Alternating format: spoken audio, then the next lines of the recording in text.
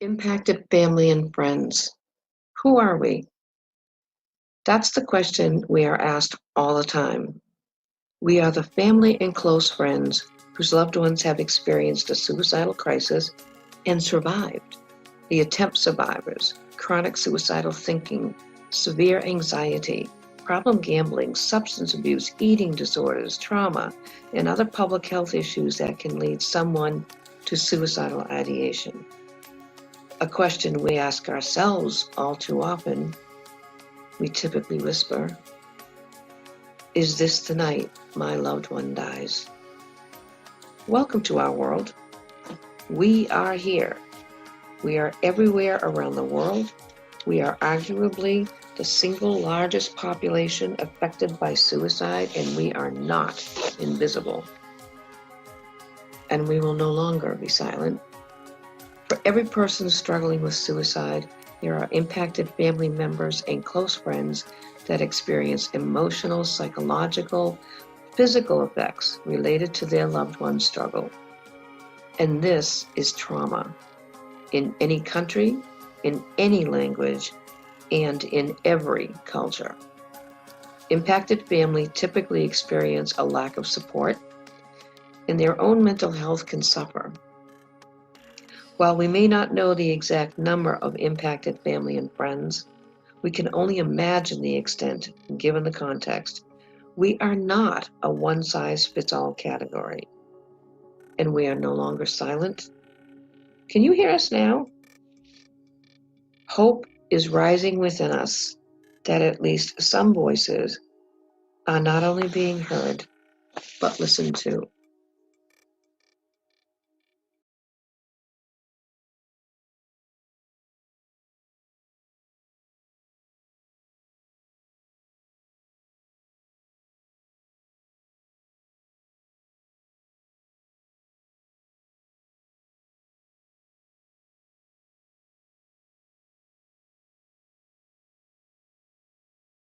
Good evening, everyone.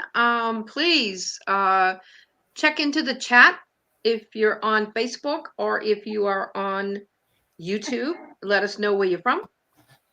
We hope this is going to be an interesting evening for you. It certainly has been good in preparation for us. My name is Anne Marie Matulis. I wear too many hats. That just happens when you get old. And the primary hat I have on tonight is probably my passion, and that's impacted family and friends. I am the co-founder of a grassroots movement called A Voice at the Table, and we named that as in relation to a documentary that I produced and Tracy was in with three other suicide attempt survivors. Wow, that was back in 2013 and 2014. We filmed that. That seems like a really, really long time ago. But the movement came out of that. I also serve on the executive committee of the American Association of Suicidology, and I'm forever honored and grateful to have that position. And I chair a division for AAS. It's called, surprise, Impacted Family and Friends.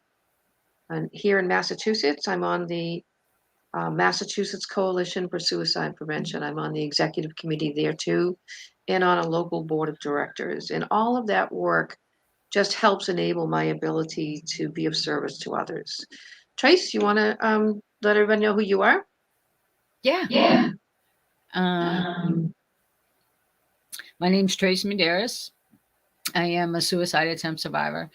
Um, I as well wear as many hats as Anne Marie, only hers is more of a longer story than mine.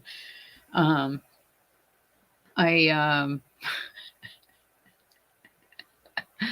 I currently co-authored a book with Anne Marie called "Embracing Imperfection: The Spiritual Journey of a Suicide Attempt Survivor," and I am now working on my second book, um, which hopefully soon to come out, as long as my co-author finishes it. Just saying. Um, I guess that's all I got. So I'm TL, I was trying to type while I was listening. I don't do that well. I'm past this day. I can do two things at once, but not well necessarily. This is not a training. I guess that's what we should step into. Tracy, do you have your run of show in front of you? Yeah. You do. Okay. So can you maybe go down, if you could call out each of the people who are presenting, then maybe I can say a little bit about them. Yeah, sure. Um, Oh, we should explain why Joseph's not with us. oh yeah. Well, Joseph had technical difficulties. And he was at campus and he was trying to get a good connection, but he didn't because he had to do something at campus. So we gave him the option to go home from his school, to go home and rectify the issue and come back later when he has a stronger connection. Which, so you will see Joseph Marks later on during the show and stuff like that. So okay, so that's why Joseph is not with us. So at 7:30 we have Tracy Osa. Okay, Tracy is, we have Tracy's and Tracy's tonight. One is with an E and one isn't. That's important to know the difference. Tracy is one of our impacted family and friends directors out in Washington State. And she is going to be doing two events, really, one tonight and one tomorrow night. And I think you'll be very interested. She is a suicide loss survivor and does wonderful work out in the Pacific Northwest, with people who are bereaved, to come to a table, and it's important to talk things out. Who's up next, Trace? Oh, Yeah, at 8 o'clock, it's Jackie Christmas. you want to talk about Jackie? We can all talk about Jackie, everybody. Yeah. She does love Christmas. She does. Think they probably would like a little bit more than that. Or I'll jump in. All right. Jack, go ahead. No, go ahead. I can see you were saying something. I was gonna say she is our liaison out in she's our coordinator out in Missouri. Yeah. She takes care of the impacted family and friends division out there, in our nice little chapter that we have. And she does very well with that. And she wanted you to know that she's listening. Uh oh. I swear I didn't say anything bad. Oh, and who's that next? Oh, yes. Oh, at 8:15, it's me, right? What are you going to talk about? Everything about me. Really? No, I'm just kidding. It's gonna be, well, see, we were discussing how I didn't want to tell anybody what I was going to talk about. You needed to show up, but she said, that really isn't really nice thing to do. So, okay, so I'm going to tell you one little blurb. Soul care. That's it. Now That's you it. have to come and find out what it is. Okay, and we can kind of stop there, I guess. So Trace, impacted family and friends. One of the things that people are going to see tonight and hear tonight are little snippets in blurbs. Most of this is in 15-minute increments, everybody. So I hope you made some popcorn, maybe ordered pizza in, or sushi or Chinese food. Yeah. Chinese food would be good. And so before I talk about the impacted family and friends workshops, can you talk a little bit about what the re-energize and reconnect workshops are? We're not doing workshops tonight, everybody, but you're going to hear little bits and pieces from them. So Trace, the R&R. The R&R. Yep. The re-energize and reconnect workshops is a workbook that we put together, Anne-Marie and I. It's a training manual that we put together to re-energize and reconnect each other to ourselves. and find out more about ourselves and how we can better ourselves and learn from each and every one in a blanket nutshell. Um, it's it's a good place to start.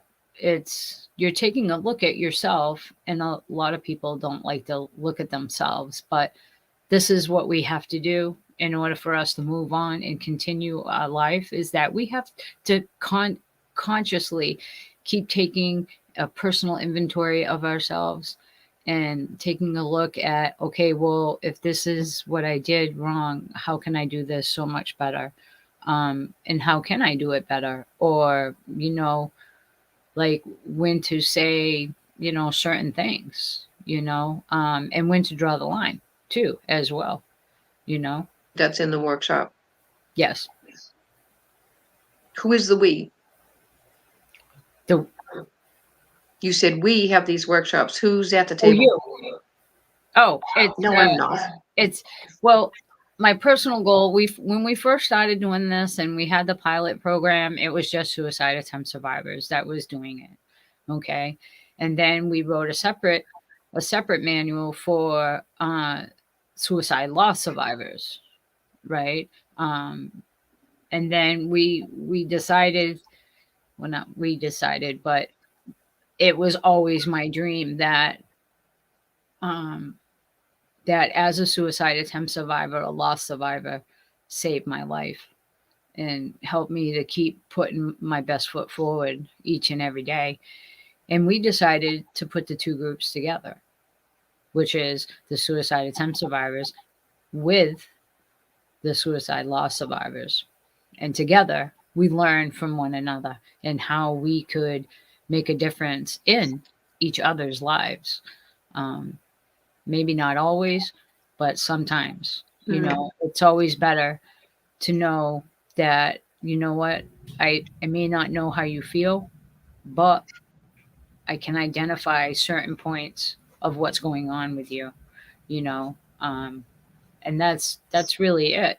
I mean, these things are not a counseling session at all. It's not like that. We don't have clinicians on board. We don't. It's more peer to peer. Everything is one on one, peer to peer, and we sit down together and do it together. Okay, thank you for sharing that. So the Reenergize and Reconnect is one of several programs that we had under a voice at the table. Um, the Reenergize and Reconnect is for attempt and loss survivors, and the impacted family and friends finding inner peace is for people like me who have been impacted by a loved one who has had a suicidal crisis. It could be an attempt, it could be non-suicidal self-injuries, it could be depression, anxiety, and we have expanded our workbook for families. And these workshops have been available online. We will certainly, you can access the schedule if you go to avoiceatthetable.org. By probably Monday, we should have the new schedules up for the fall. But we have now been able to adapt those for families who also have substance abuse and suicidal ideation, and who have also had problem gambling and suicidal ideation. We just finished one for the Department of Mental Health here in um, Massachusetts with the Department of Mental Health for domestic violence. So anyway, and I just got a message from Paul. He said, I've logged in, just can't send any messages. The chat's working. Are you, Paul, are you on, you can hear us. Are you on YouTube? Because if you're on YouTube, you should be able to use the chat. Is anybody else not not being able to use the chat? Okay, we'll leave it there. So in any case, so that's what the impacted family and friends are about. We do wellness workshops. They're evidence-based. They have a little bit of CBT, DBT, cognitive behavior therapy, dialectical behavior therapy, and a big dash of 12-step modality. And so we're looking to see what you might want to know about. So please add it into the chat as I'm going to kind of do a quick run over of the rest of the run of show. This is just going to be going on nonstop. We're just not going to break into different sessions throughout. This is going to be one smooth roll out. Thank you, Marissa, our producer, for making sure that will happen for us. And so after Tracy Medeiros here does her little Tedtalky thing on soul care, we will have a little bit of a break so you can run quick and do a bio break if you need, or get some diet soda or water. Judy and Nina Alvalo are going to come on board. They're from Miami. And again, it's a loss survivor family, so they are bereaved by the loss of son and brother. And they're going to talk to you about what it was like and some of the cultural issues they had within the Hispanic community and how to move forward on that. And then Quinn Galloway Salazar is going to be coming in. She's one of a new member into the group. And she's going to be talking about community involvement. And then we're going to see Joseph will be back with us by then. He'll have been home and have a signal, and he's going to talk to you about his story. So Joseph is a suicide attempt survivor, and he has a little book that he wrote as an essay assignment at Taunton High School that turned into a little book that is really a nice little piece of material to have around as a resource for kids in high school and maybe even later years in middle school of just kind of checking on yourself. As Tracy mentioned before, how important it is to keep an eye on your own inventory and your own feelings and be able to express that. And then you're going to see a documentary that we produced on Heard. And there's Kelly. Kelly, hi, how are you? Tracy, can you see the chat? Yeah. Everybody's chat? Okay. Yeah, I can. Okay. And then we're going to have a 5-minute break and somewhere around 10:30, 10:35. I hope you're still up to watch this because this is one of the most impressive it's not a documentary. Maybe it is. And the fact is that Dr. Kathleen Carter Martinez wrote this wonderful children's book. Where do we come from? Where do we go? And her daughter helped her create a marvelous video to go with it. While Dr. Casey reads the story, just the graphic work is just amazing to watch, let alone the story. And then I'll be doing a little bit of discussion at that same time about grief and about, and Rosie's here, and about, yeah, it's not easy to talk to children about such an important issue for sure. And then we're just going to close up at 11 for anybody who's up, and for any of our presenters, if you want to come back in around 11, we'd love to have you come back in and we can do a little roundtable and talk about how the day went. And then before we sign off, Tracy and I sign off here, I just wanted to let you know that we're doing a second night, not the same presentations. A couple of are repeats, a couple of the videos are repeats, but we have a whole new, can't even talk, a whole new slate tomorrow night, but we're starting an hour early at 6 p.m. Eastern time and rolling right into midnight as we're doing that. So Marissa, I'm going to give you a heads up. I know it's only 7:20.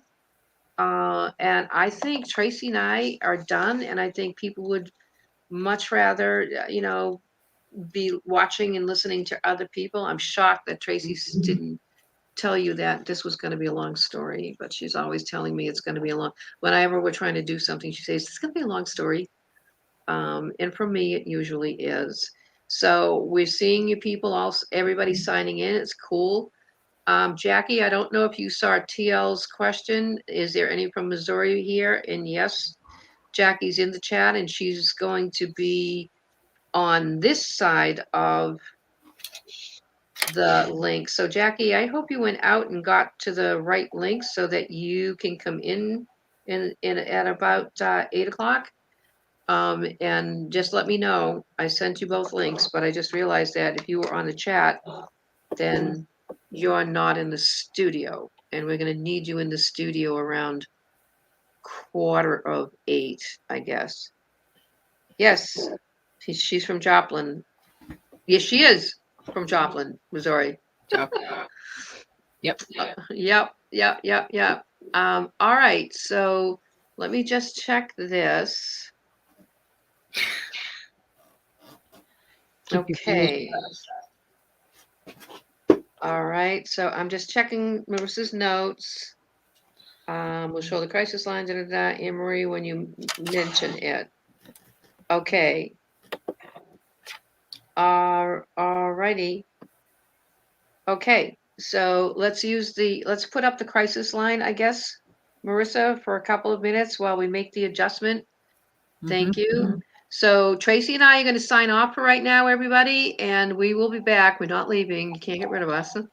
Well, you can get rid of Tracy for a little while, but we're going to be backstage until Tracy comes back out, and then and we're about to listen to Tracy Oser tell us about her work being done, her incredible work being done up in the Pacific Northwest in Washington State. So we'll see you in a bit. Take care.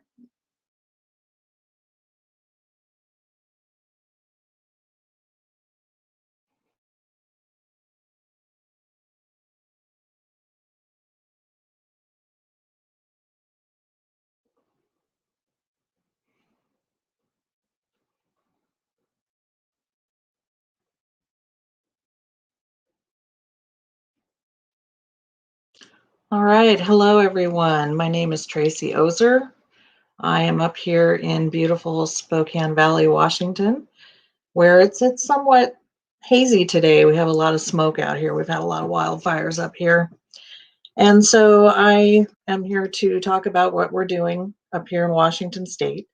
And I have a lot of content to cover, so I have written it down and I will be looking up and down periodically rather than straight into the camera. So, like I said, my name is Tracy Oser. I'm excited to be here with you today. I am the founder of Journey Through Grief, which is located here in Eastern Washington State. I am announcing today that I am beginning the workshop, Is This the Night? Finding Inner Peace, for impacted family and friends, and we will start offering that towards the end of the month. So, who are impacted family and friends? They are the people who are traumatized by supporting their loved ones who have experienced suicidal crisis. These are the parents who have to leave the emergency room with their child who was in suicidal distress, but are now released to go back home. These are the spouses who know their husband or wife have the potential to be suicidal, but they still have to go to work and they don't know if their loved one will still be alive when they get back home. So who am I? I lost my daughter to suicide 14 years ago. In fact, it will be 15 years here in December. And I have made it my mission to provide resources and deliver programs that will benefit my fellow loss survivors. I met Anne Marie Matulis of A Voice at the Table in 2019 when I attended a conference in Denver, and she was sharing about her workshops for the impacted family members and friends of the people who had experienced a suicidal crisis. I immediately stopped in my tracks, signed up on her sheet, because although my daughter had died, I was certainly impacted by the crisis that she was going through over the course of the year preceding her death. My daughter had struggled mentally and emotionally, and I felt like I was orphaned out on my own island. I didn't know who to talk to about my personal struggles of being a mother in this space where professional medical personnel weren't transparent to me, and it was perceived that I should know how to handle the crisis that was going on within my own home. At a minimum, it was embarrassing to want to tell anyone that I didn't know what to do, especially for my own baby. She may have been 16, but she was still my baby. As parents, I believe that we are all saddled with the unrealistic expectation that we have the power to keep our children safe, and somehow they will always tell us the truth about what they are thinking. That is so tremendously wrong, but it leads to stigma and guilt later on. I tell people that our children don't tell us when they're going to do other things that are negative, like skipping school. So why would they tell us if they're planning any type of suicidal crisis? My daughter had attempted suicide 6 months prior to her death, and I was told just to find her a counselor and put her on medication. I didn't understand the ramifications of that. She struggled with her medication. She didn't like taking it. She hid the fact that she didn't take it. Nobody felt that she needed to be in a facility, although I thought so. So she got to stay in my home where I got to worry on a daily basis of, was she going to attempt again? Should I let her out of the house to go to school? Should I let her out of the house to see her friends? Her friends were her lifeline, but I didn't know if that was going to be the time that she decided to make a fatal choice. So what was I supposed to do? I say supposed to do as a parent with this situation. Aren't I supposed to know? I wasn't sleeping. It was hard to function at work.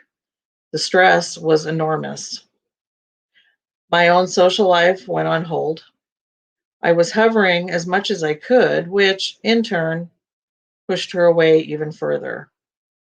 So when she ultimately passed away, I was left with enormous amount of guilt because in my mind, I must have made some bad choices in my ability to help her survive through with her daily struggles.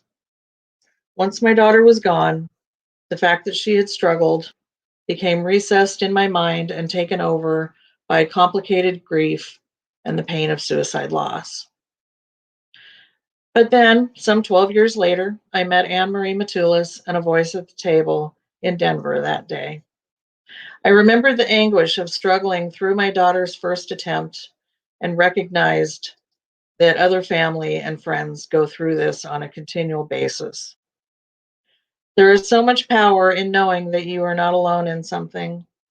There is also power in sitting with your peers, exchanging stories and perceptions, and seeing that there is a way to get your life back. The more I shared my story with Anne Marie and my passion about helping people affected not only by loss, but by the unspoken words of people struggling with loved ones still alive and in crisis, I knew I had to bring these workshops to Washington State. After substantial training, I am now the state coordinator and will roll out 2 of the workshops towards the end of September. If you join me here tomorrow, I will be introducing the second workshop that we have planned. But our first workshop is this the night, Finding Inner Peace? Each session within the workshop has a theme. We bring forth the scenario and ask you to think about how that impacts your own life. We take time to sit with our thoughts and write them down. You can share with the group or not share. There is no pressure to participate, and the entire workshop is designed to be casual and comfortable. If you have to miss a session, you can easily pick up where we were when you return. And we make sure to end each session on a light note because we all want to be leaving having done the meaningful work, but to be mentally safe and in positive spirit. To give you an overview, these sessions meet for 90 minutes, once per month for 5 months, and then we take a 2-month break. Then we come back for 5 more months. Depending upon the number of participants and the collective decision, we have the ability to flex the schedule as necessary. I know this timeline seems like a lot, but when previous workshops tried to have meetings more often, Participants struggled with having too much content too fast and felt overwhelmed. And we certainly do not want to do that to anyone. And we want to keep that from happening. So we begin the sessions by each person giving a brief introduction. We address any questions lingering from the previous session. We introduce a new theme, work through that theme, and then we end the meeting with a funny anecdote or positive thought. Some of the themes that we talk about are fear plus control does not equal love. Like I said previously, I know that I tried to control the situation with my daughter, totally out of fear, totally out of not understanding what she was going through or what she needed from me or the people around her. But in the end, it brought dissension to our relationship, and that dissension was in place until the day she died, and I have to live with that. Another theme is it okay to be angry? I think that we spend a lot of time thinking we shouldn't be angry with our loved one. We're there to help them. We don't want to escalate any crisis they may already be feeling. But, the reality is I know I was angry. I was angry that my daughter was out of control and I couldn't do anything about it. I was angry that I felt I was being blamed for her behavior or blamed for not stopping her behavior. So there was a lot of anger for me on a daily basis. And that just perpetuated, again, the fear and the control. Another theme is taking a walk might save my life. I know that I internalized a lot of the frustration I had, a lot of the pain that I had, and I wasn't taking good self-care of myself. I was a single mom. I had to, work a job, maybe 2 jobs at times, just to put food on the table. So there were a lot of times I probably should have walked away to de-escalate whatever conversation I was having with my daughter at the time. So we talk about self-care and how taking that walk might just be what you need to reset yourself, to then move forward with, dealing with your loved one again. And my favorite one out of these is what? Me color. So yes, we color, we may paint, we write, we journal our feelings. I'm a big proponent of coloring for my own self-care. And there's a lot that just happens subconsciously within your brain while you're actually doing the coloring in your book. So in all, the goal here is to heal ourselves through our crisis. And these themes are designed to get us there. The families and friends being impacted by someone in crisis is not talked about openly in our society, to the detriment of people in crisis, to the detriment of the family and friends who are trying to support them. So without these workshops, where's the people supposed to go? It's a hidden demographic that we need to bring out of the shadows, just like with loss survivors, just like with people who are in fear of talking about their own mental health. The people that struggle with being caregivers for their loved ones are being stigmatized also. So as I come to a close, if you're interested in attending a workshop, please send a message of interest to waiff@gmail.com. That's waiff@gmail.com. You can also follow the Facebook page at www.facebook.com/WA Impacted Family and Friends. While I know that I represent Washington State, I do have a large community online, especially with Journey Through Grief. If there is enough interest, we can also facilitate these workshops in an online space. Sign-up sheets will be coming in the near future, and will be posted on our social media sites. Thank you for joining me today. I'm excited to be part of this movement, and I thank Anne Marie Matulis and Tracy Medeiros for being brave enough to push forth with this content many years ago in order to benefit all of us and bring us to collective healing. Coming up for the next presentation at 8 o'clock Eastern Time is Jackie Christmas. Jackie is our Impacted Family and Friends Coordinator in Missouri. Take care and have a good evening. I'm not sure if Anne-Marie is jumping on to talk to me further, but I'll stick around. Yeah, why don't you do that while we wait for Jackie to get into the room? All Sure. right, ending. Yep. So Tracy, share with all of us. You have been doing also grief support, and I know you're going to be talking about that. But you've reached into other states, correct? I do. I have a lot of presence in Idaho. I have some presence in Nevada. I've talked to some people in Tennessee. And, as you know, I text you feverishly on, do you have somebody here? Do you have somebody here? So, as I talk to people, I'm just so excited about this content because it is so drastically needed by people that are just sad and scared, mostly scared. Yeah. That they want to help their loved one and they don't know how. That's really for sure. So I know tomorrow night you're talking about the kitchen table, correct? Yes. Okay. So then talk to me about what your hope and your dream is, say for the next year out in Washington, out in Spokane area or across the whole state because you can go virtual. What is it you'd like to be able to do over the next several months or next year with Well, this I would work? like to, sure. I would like to start these, at least the kitchen table and the finding inner peace workshops by the end of this month.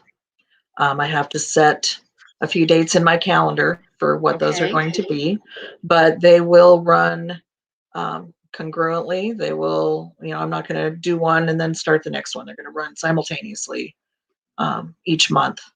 I Cool.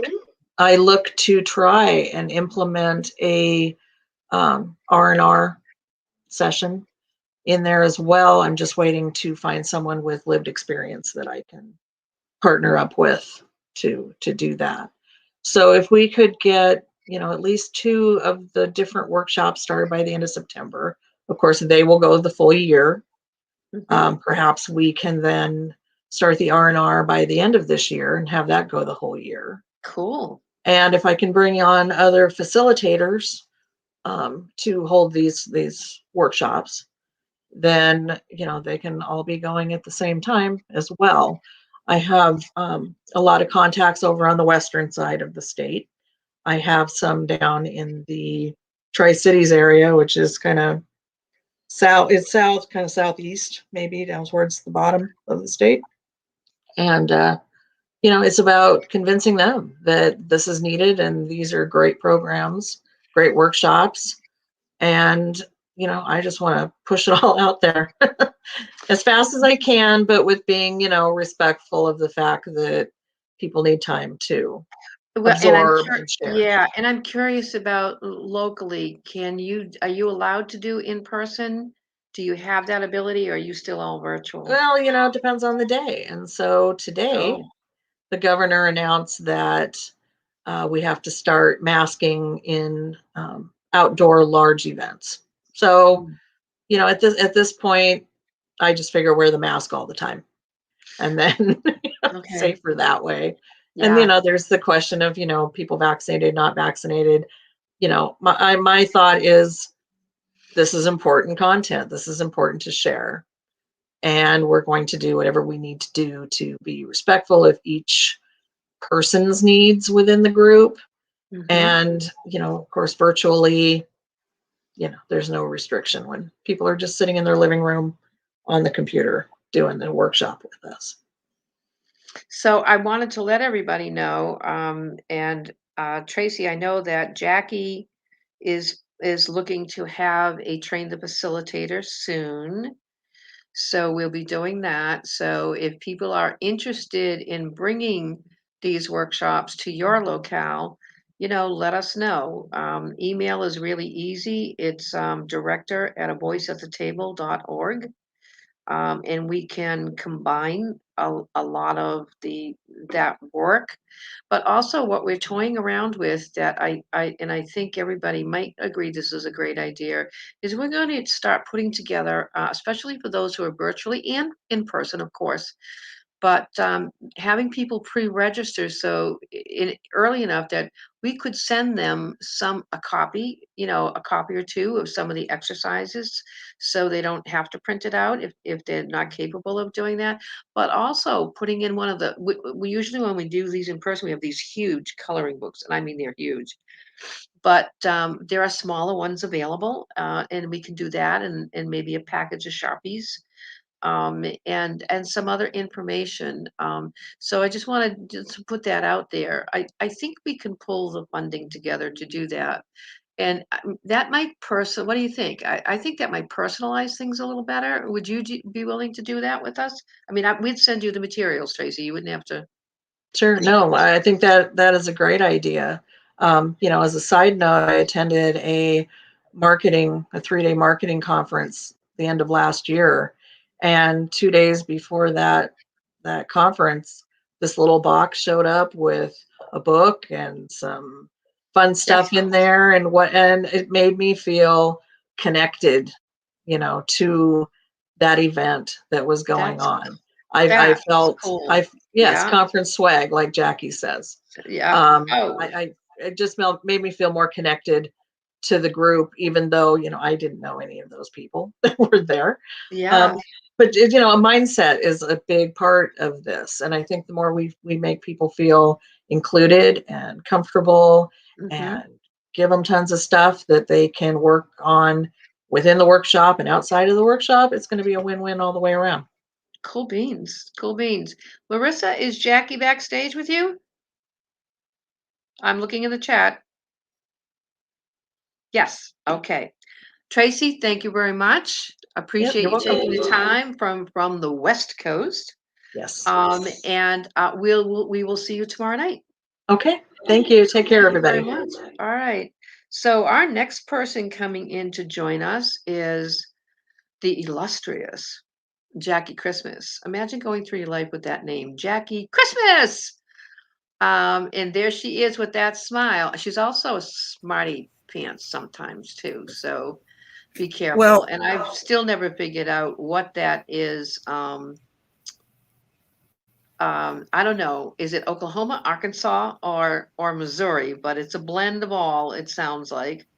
And Jackie really needs no introduction, everyone. So I'm going to step backstage, Jackie, and the floor is okay, yours. thank you.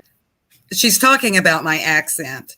And so personally, I think she's the one with the accent. So feel free to post who's the one with the accent.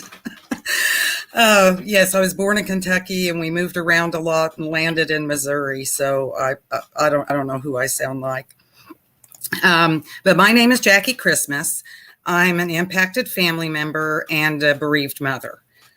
I met Anne Marie in April of 2018, so just a year before Tracy, our last speaker, while I was in Washington, D.C. at an American Association of Suicidology conference, and that was my first. And so I met her there, and then we brought her to Missouri later that year in July, and I attended a training for facilitators for the 2 workshops that have been referenced so far, the Re-Energize and Reconnect, and then the Finding Inner Peace. And so that was in July. We actually started our first Re-Energize and Reconnect workshop in November of 18 and had completed I believe, a sample and then 2 full cycles, and then COVID hit. So, we hunkered down like everyone did. And by the time we started talking about switching to this online format, I discovered that of the six or more facilitators that had been trained in Missouri in 2018, had moved on to other things, maybe didn't have time in their schedule, or they were in a new job that didn't support it, or, whatever. People had their reasons. And so in Missouri, we are looking to do a training for facilitators. Certainly not this month, right? It's too busy in September, but let's look at the end of October, maybe, early November before the holidays. And so we'll get information out to everyone about that as it develops. So first, I just want to thank you for being here today on the eve of World Suicide Prevention Day. My brief talk is entitled, What Does Baseball Have to Do with Suicide Prevention? And it's about turning points. And so this is one of those little snippets that Anne Marie mentioned that's from one of the workshops. And so this one is one that we use in the Re-Energize and Reconnect workshop, which is for suicide loss survivors and suicide attempt survivors who are further along the path of healing. Now, keep in mind, too, that these activities, even though, we may say this one's in the book or in the curriculum for R&R, any of the activities that we do can cross over. And so we're not limited to just certain activities. We can pick and choose. And so there are some events in our lives that we simply don't think that we can recover from. And for me, that event was on August 9th of 2012, when my 27-year-old son died. He had struggled with substance use and mental health issues for over a decade. So that date, August 9th, it's seared in my brain as the worst day of my life. August 9th is a date that I dread. Sometimes that dread starts days and even weeks before the actual date. A skilled therapist once told me it was only a day, just 24 hours. But then I explained that those days leading up were just as painful, if not more so. So I do the best I can, and some years are harder than others. But August 9th. During my acute grief reaction, I considered taking my own life. I left town. I drove about 2 hours to a small town in Arkansas and checked into a motel, went to one of my favorite restaurants and was thinking about what I should have for my last meal. It was a long, agonizing night. Because I really just wanted to go see my son, wherever he was on the other side. And I realized, though, that I have reasons to live. And I have to believe that I will see him on the other side at some point, but when it's time. So there are also turning points in our lives. And so for the purposes of this talk, I want to define turning points. And so for attempt survivors, it is an emotionally charged moment when the life side of the person at risk first starts to speak and emerges from a feeling that their story of suicide has been heard. And what this does is it signals that safety for now might be possible.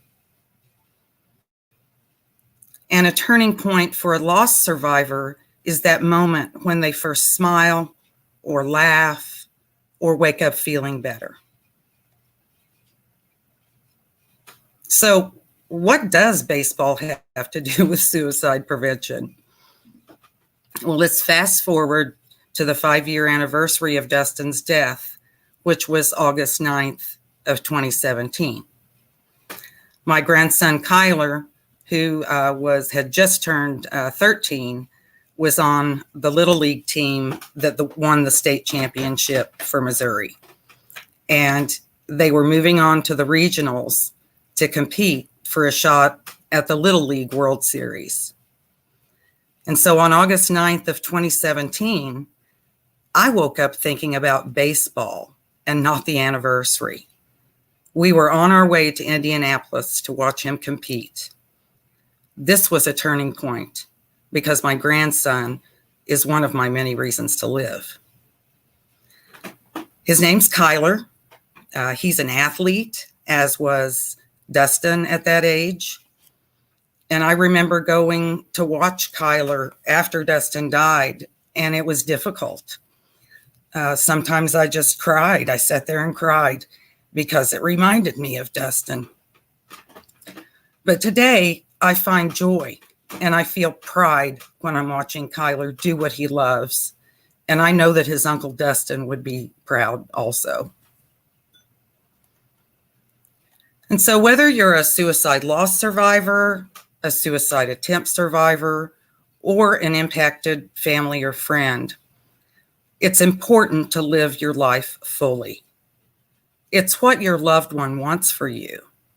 So live, laugh, love, take that trip, eat the cake, buy the shoes, and go to the game or do whatever gives you joy. Because the best way to honor your loved one is to live your life fully. Finding inner peace, despite your circumstances, can be achieved. My personal mission is to honor my son's memory through storytelling, education, and prevention activities related to suicide and other special circumstance deaths. And so I'd like to invite you to join us tomorrow at 8 p.m. Eastern Time to hear more about turning points. And I will have a special guest, Master Sergeant Tom Cruise, who is an attempt survivor, and myself sharing other turning points. So that is what I had prepared, and I would be happy to open for dialogue or discussion. If anyone has any questions, I'm happy to take those. I'm looking here to see what's in the chat.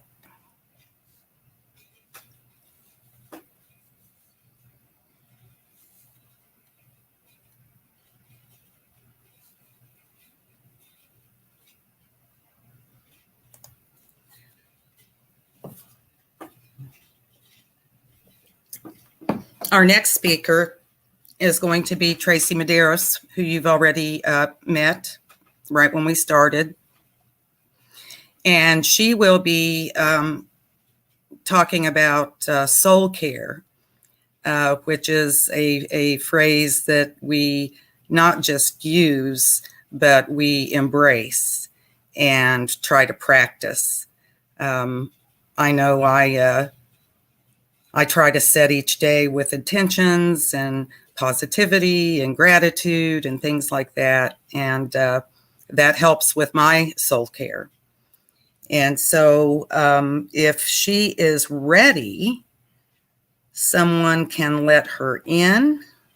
We are running ahead of schedule. And I will be disappearing shortly. Thank you, Jackie. Thank you. Thank you. And thank you, Tracy, too. Good evening, everybody. My name is Tracy Medeiros, and I am a suicide attempt survivor. I'm a certified peer specialist and a recent graduate cum laude with a BA in psychology with a concentration in addictions. But that's not why I'm here tonight. So I'm going to talk a little about soul care, as you already heard. And I hope you're all listening because it's going to be a fun ride. I'm going to talk about soul care and how it's helped me improve the quality of my life. First, I want to say I love minions and motorcycles. So kickstands up, right? 3 years ago, a group of seasoned riders helped me to take on the challenge of the tail of the dragon. It's the tail of the dragon is a motorcyclist's dream to ride. And what that is it's 318 S curves and 11 miles. So, wow, right? I co-wrote a wellness workshop for suicide attempt survivors, a group of peers to come to Blended Hearts table to take on the challenge of choosing life and to assure continued emotional wellness, not just for me, but for all of us. You know, that we're connected. We're connected together. You know, the Blended Hearts group. Had I not listened to a lost survivor myself share her story, I might have not found my turning point and made a choice for life. Because for an attempt survivor, it is very hard to try to find your turning point. And I'm not saying that every day is it's difficult for me still, you know, and I'm not gonna sugarcoat anything here. I would not have experienced the joy of riding in the wind, you know, on my motorcycle, or seeing the Grand Canyon, or continuing to have an active role in the lives of my stepchildren and my grandchildren, or visited the homes of Jesse James and Billy the Kid. Yes, I like outlaws. Thank you. Or been part of an honor guard with the Moving Wall to honor the Vietnam vets, which is something I feel very strongly about. My gratitude list for a second chance at life is endless. As I came down the dragon, I had to fight back the tears. And to be honest, I still do.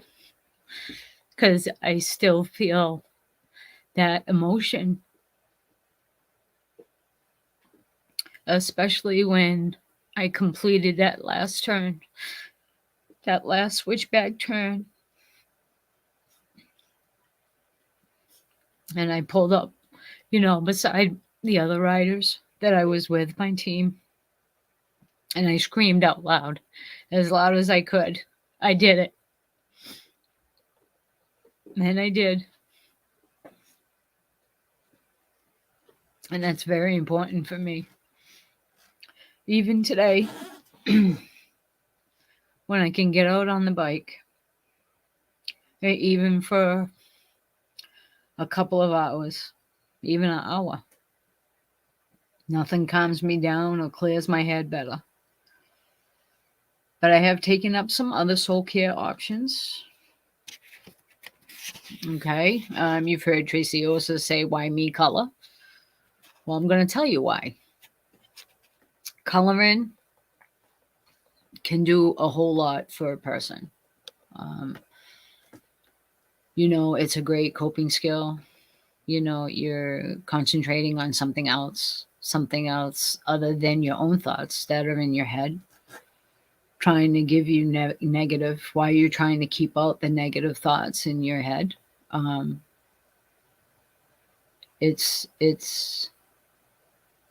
It's very comforting, you know, and I like seeing the finished product, you know, and that's why, you know, that's what coloring does for me. It gets me out of my own head. And that's what I need to do. And that's what I got to keep on doing, is get out of my own head, because I'm my own worst enemy. Video games where I can create and build things, not just kill things, but I do a lot of creation video games too, you know. I also like racing cars, you know, motocross. I like doing that too, because I can't do those tricks on my own motorcycle, so I like to do them in the video games, and that's fun, you know. Um, and like I said, a lot of the stuff, it keeps me busy, you know. If you don't know my diagnosis, I am borderline personality disorder. I also have bipolar, bipolar, you know, PTSD and all that other junk that goes with it. But the point I'm trying to make is because, you know, I am bipolar, so I can become manic very quickly. And what the video games do for me is that they bring me back, they settle me down, they pull me back into a level-headed person. Um, and that's where I need to be all the time. Um, so I also dabble in something new, which is called diamond painting. Well, it's been around, but it's I've only been doing it for like the last year or so, and it's really taken off. And now I see it everywhere, um, and I love doing it. I I just love it because it, like I said, it keeps me out of my own head, and I'm in a zone, you know, and I don't think about anything else than what it is that I'm doing at the time, you know. Um, Woodworking, I like to do Dremel carving. You know, that's another thing um, that I love to do, that gives me the same satisfaction as a lot of the other things that I do, like riding my bike and stuff like that. And my newest option is my new kayak that I bought. Um, I think my stepson, he unleashed a beast in me, because I used to have a canoe, and I haven't had it for a number of years. And then when I went up to see him, we went kayaking, and I was like, so this is what I've missed, being out on the water, you know, paddling, seeing the birds, you know, just being out with nature. That helps ground me to a point. And I realized how much I missed it, and I was like, I think I'm gonna get one when I get back home, you know. And I did. I went out and I got one. And have I taken it out yet? No, no. But I will, hopefully. But that's gonna be my new thing, anyways. I'm gonna try to get out and do it, you know. Also, it's good for exercise too. You know, I'm just saying. You know, that adds a little other thing, and I like to be active. So I'm always trying to find different ways and different things, how to make me feel whole and keep me grounded and stuff. So I really hope, you know, that you pick up on some of the soul care things that I use. You know, either try them or create your own, because that's just what works for me, you know. And you might find other things that work for you, you know. And that's what's most important, is how you create your own soul care. Like, a lot of people like to go walking, running, you know what I mean, like different things, play basketball, um you know, like, and do a lot of that.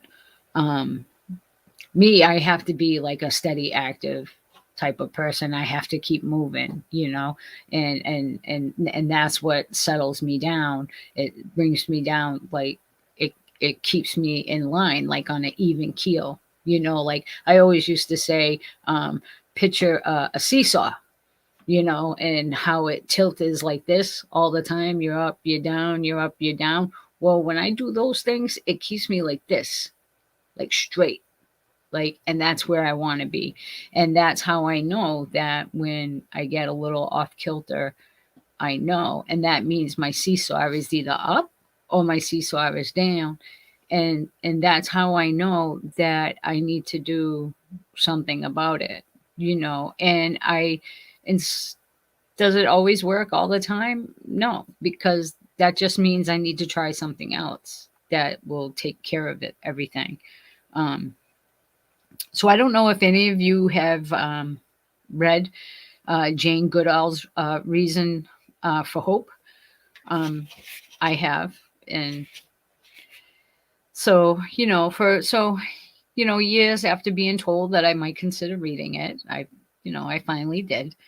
But there's this one story that Goodall reflects on, and that she read in her childhood about a smaller bird riding on the back of an eagle, tucked inside its feathers, and that she too had that through her life, that each feather represents people who had helped her along the way.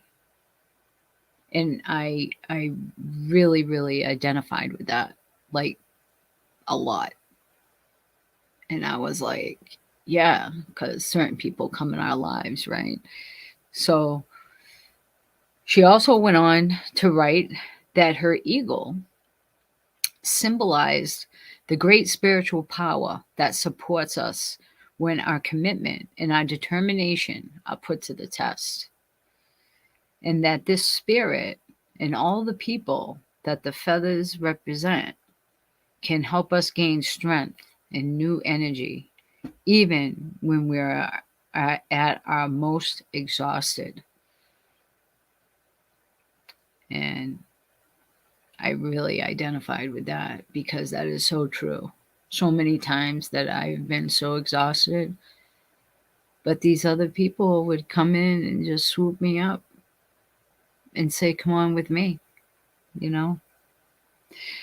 So I am a suicide attempt survivor. I found my turning point.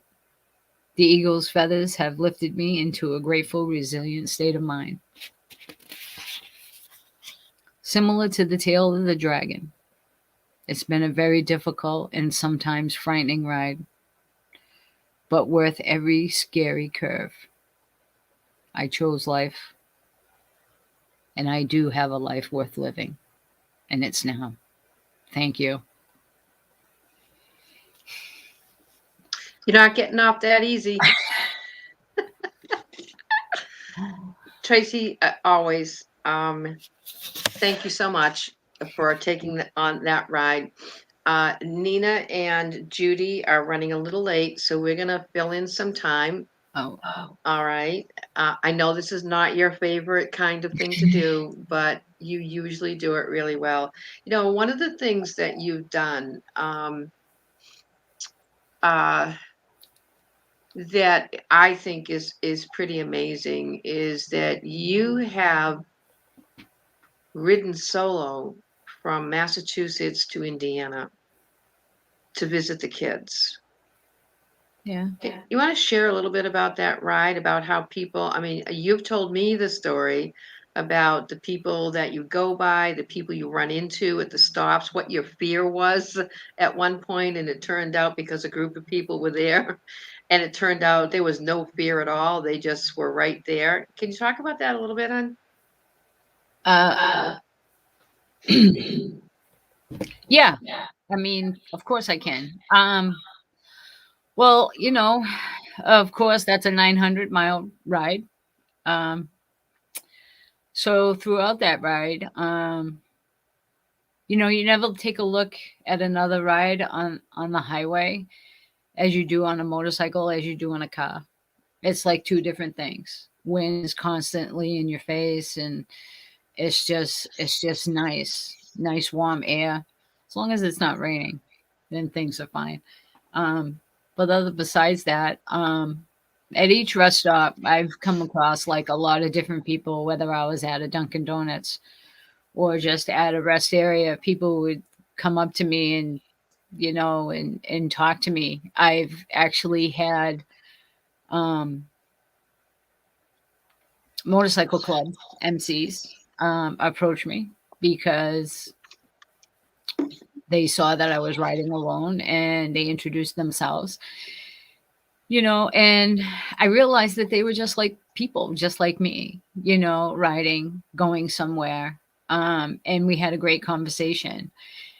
And, at first I was nervous because it was a motorcycle club. But it's, it was exciting too at the same time, because I knew they were looking out for me. I didn't know it then, but I knew it. I knew it later. Um, and that was always a good thing. I mean, I met lots of other people, other women who rode, and like they would tell me that, oh, you're riding by yourself. Oh, I would never do that. Um, that's great. That's awesome that you're doing that. It it's different, you know. Um, especially when you're alone a lot, you know, and you need to get out of your head. You stay out of your head, you know what I mean? And it's just a nice ride. Um, Trace, when you met the MC Club, and not everybody might understand that they kind of stand a little different apart from other motorcycle groups, and we don't have to go into details. Was they the same group, or was there another group that every stop you were at, they came in behind you and stayed, and then when you would go by, you would realize that they were either ahead of you or in front of you because they were watching out for you? Was that the same group that did that? yeah, it was the same three. It was the same three riders from this MC who was. They would pull in, like, I didn't even know.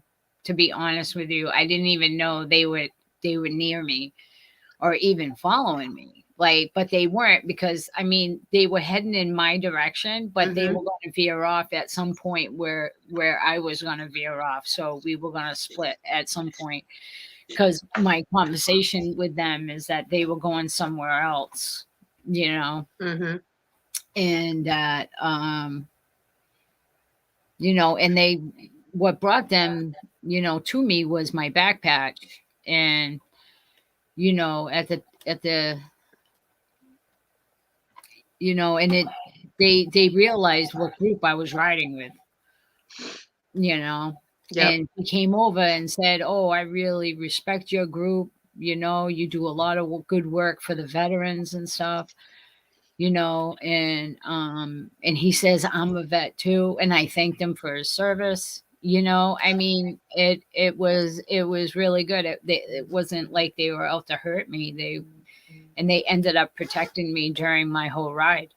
And I didn't even, and at one point I pulled in someplace, and they had been gone. Like I lost them somewhere, because they were going, like I said, they were going in another direction, but they would, for miles and miles, they would show up at the same rest areas that I was at. Yeah.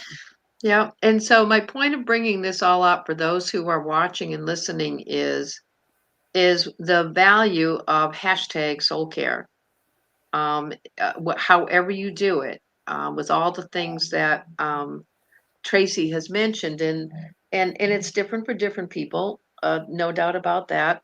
I mean, sometimes my soul care could be spending binging on Ancient Aliens, and that's one of the secret pleasures that I really don't tell everybody about, but there it is, because it takes me away. It takes me away in a positive way. And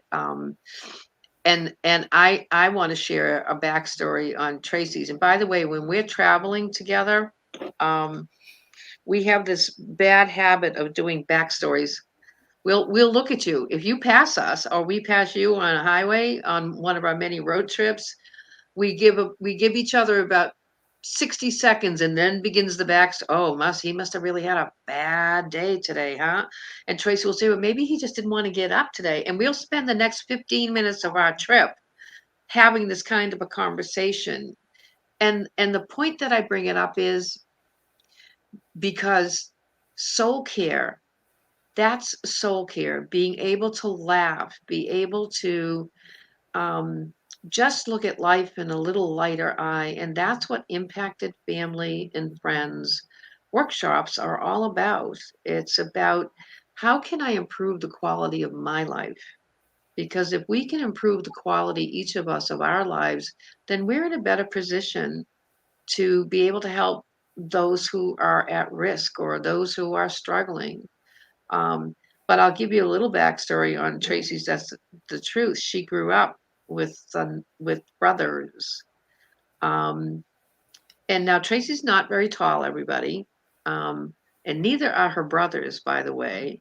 But she grew up as kid being told, "Oh, yeah, well, you can ride with us on the motorcycle, Trace, but you can't have one of your own. First of all, you're a girl. Yeah, that didn't sit well. And second of all, you're too short. I don't think one of them is over 5'5", but she's too short." And that goes into, we have this workshop that we do in all of our programming, and it's called the Wicked Awesome Wish List. And that comes out of it, and it's about dreams matter, because we have found out. Well, Trace, do you want to talk about it, about how attempt survivors just put their dreams aside? And what were the dreams you put aside?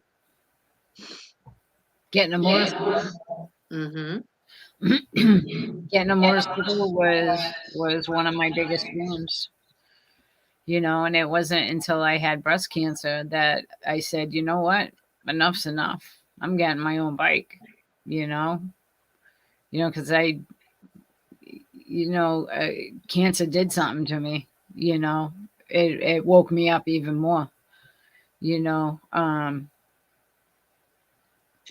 I started to realize that life was just a little bit more shorter, was getting shorter. Mm-hmm. And I didn't know what was I going to be, what was going to happen.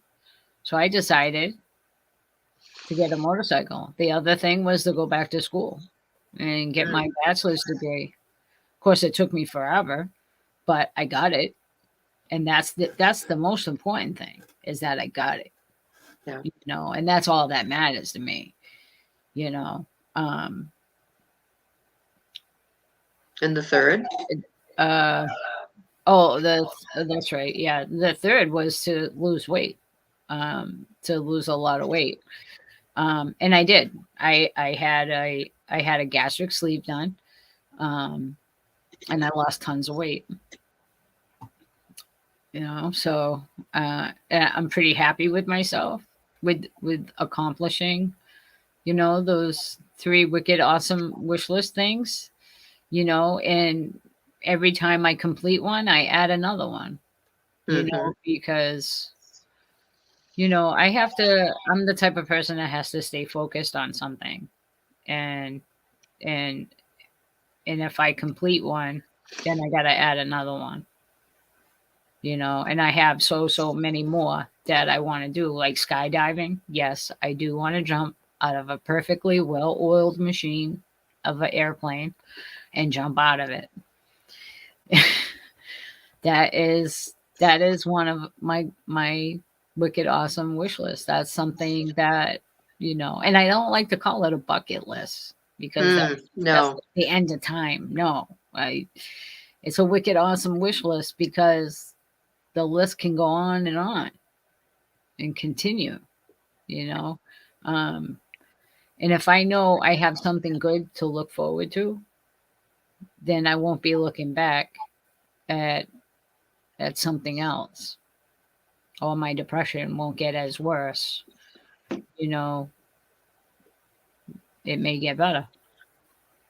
It gives me something. That's the forward thinking that a lot of psychologists talk about. If you have forward thinking and you keep thinking forward to something more, then, like someday I want to get an RV camper, and I'm in the process of doing it by next year. And the thing is for me, is like camping is one of my outs. It's one of my soul care. I like being at one with the woods, sitting by a campfire. I mean, that's awesome. It's better if you had friends with you and you're doing it, you know. All right then, Trace, I want to thank you a lot. We're still waiting a little bit on Judy and Nina, but I want to thank you for taking time. Oh, we didn't say for everybody, you have to come back tomorrow night because Tracy's going to do Tedtalky. no, this was tonight. Oh, Tracy's second book is Tale of the Dragon. And it's a story of forgiveness. We're doing it like a just like a journal. We're even formatting it that way with the old antique. All the pictures are all in antique, and so come on back about that because she's going to be talking an awful lot about forgiveness, and forgiveness is a very difficult subject for many of us, whether it's impacted family, whether it's loss survivors, or attempt survivors. But Tracy, I'm going to set you free because for everybody to know, she has a 3:30 wake up call coming. yeah. So bedtime. Can't thank you again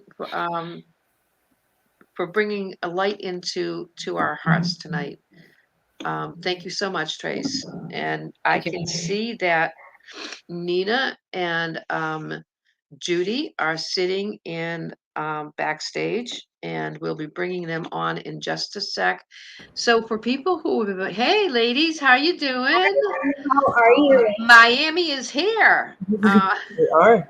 You are. And I'll be getting off in just a split sec. I just wanted to again reaffirm for everybody, this was not these live streams are exactly what the description was. If you saw the Eventbrite piece or one of the other press releases or whatever, this really was a sit down, hang out, and let's have a conversation about wellness. Let's not do another training. Thank you very much. And do some kind of rigid, you've got to go by the book thing. This is we're hanging out, and maybe it's the kitchen table, maybe you're out in your porch, because maybe you don't have the rainy weather we have again here in southeastern Massachusetts. But wherever you are, I hope the concept has been okay with you, because we're going to do it again tomorrow night anyway. With some different speakers and some others. I'm going to step back. I have not yet had the opportunity to meet in person Judy and Nina, but we certainly have chatted a bit over the past year. Definitely. And I am very, very grateful that our paths have crossed. So I'm going to go backstage and leave this to you for the next 30 minutes. Thank Take you. care. Hello, everyone. My name is Nina Albello, and I'm Judy Albello. we're here from Breaking the Barriers. A little bit about our organization is it was founded shortly after my older brother died by suicide in January of 2018. So a lot of the work that we do is suicide awareness and prevention, as well as mental health awareness. Anything you'd like to add? Yeah, and basically we're advocates for mental health awareness, destigmatizing mental illness, and also for assisting suicide loss survivors. We found that this has been a very difficult road, not one that you easily travel, and it's something that sticks with you basically forever. So, we learned some things along the road, and we try to share our experiences, and we look back and see where we were lacking education and information, and we try to pass that along to people that may have family members that are struggling or impacted. So maybe it can make a difference, and maybe their story ends differently than ours. Yeah, and then so you guys have a little bit of an idea of what we'll be touching on today. So the topic for today is, so what happens next? And specifically, we're focusing on the aspect of when you have a loved one who's struggling with mental health, and those crises and those big rocks, and what happens after those, because we found that a lot of families, just like us, kind of did not know where to go after that crisis or after that attempt. There was really unclear an unclear layout of what to do next and how to handle this family member who is struggling. You know, strangely enough, we're very, Nina and I tend to be, or we tend to pride ourselves on being very resourceful and having, you know, a lot of tools and resources in our toolbox just to get us through life in general. But one of the things that we found was, you know, just to give you a little backstory on us, Tony passed away in January of 2018, but he had attempted when he was 18. He had just turned 18. He had attempted. We found him in time, and he survived. And we didn't realize until after he passed how deeply impacted we were by his attempt. His attempt changed the dynamic in our family. It changed the way we viewed him. It changed the way we treated him. And looking back, we just did not have the tools in our arsenal. We didn't have the knowledge base or the tools in our arsenal to really deal with it. He attempted, they Baker acted him. He was there for 21 days, was it? Mm-hmm. It was 21 days? About 3 weeks, yeah. Uh-huh. And they told me he may or may not be bipolar. They gave me a follow-up appointment. They gave me a bag of pills and sent me on our way. And we left that hospital with someone that we felt that we didn't really know so well after all. And we thought we knew him really well. Mm-hmm. But we discovered that there were parts of him that we just really didn't know. Yeah. And with that, as with any family that has probably gone through this, we went through the feelings of not knowing what to do next. Right. At the time, Tony was an adult. He wasn't a minor. And that came into factor of kind of learning how to work with someone who is already dealing with these mental health issues and trying to figure out what works for them, because we know that maybe medication doesn't work for everybody, but we were so desperate to just figure out what would have worked for him. But we didn't know what to look for. We didn't know that maybe there was a therapy that could have worked for him or a holistic route if that's what he preferred. We just didn't know what was out there because those resources weren't there. And so with all that said, I think it kind of brings us to our next point of what we would tell a family member nowadays, because we tend to get a lot of those calls when parents are at the hospital with their child, or, you know, they're in that mid-crisis and they're trying to figure out which level of intervention to take at that moment. And so I think my mom could probably touch on some of those topics of what you can look for in your child or in your family member to kind of recognize what they're showing and kind of how to help them.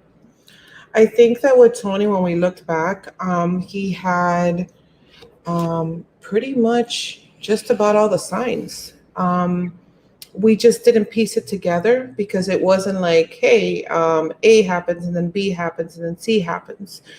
But did we have a lot of signs? We absolutely did. The problem was that, again, we were released with a bag of pills, a follow-up appointment, and we just did not know what to do. If I had to do it again, the first thing that I would have done would have been to contact the social worker at the hospital. And I would have asked them, hey, what do I need to look for? Hey, where are your resources? Where do I go if he's in crisis?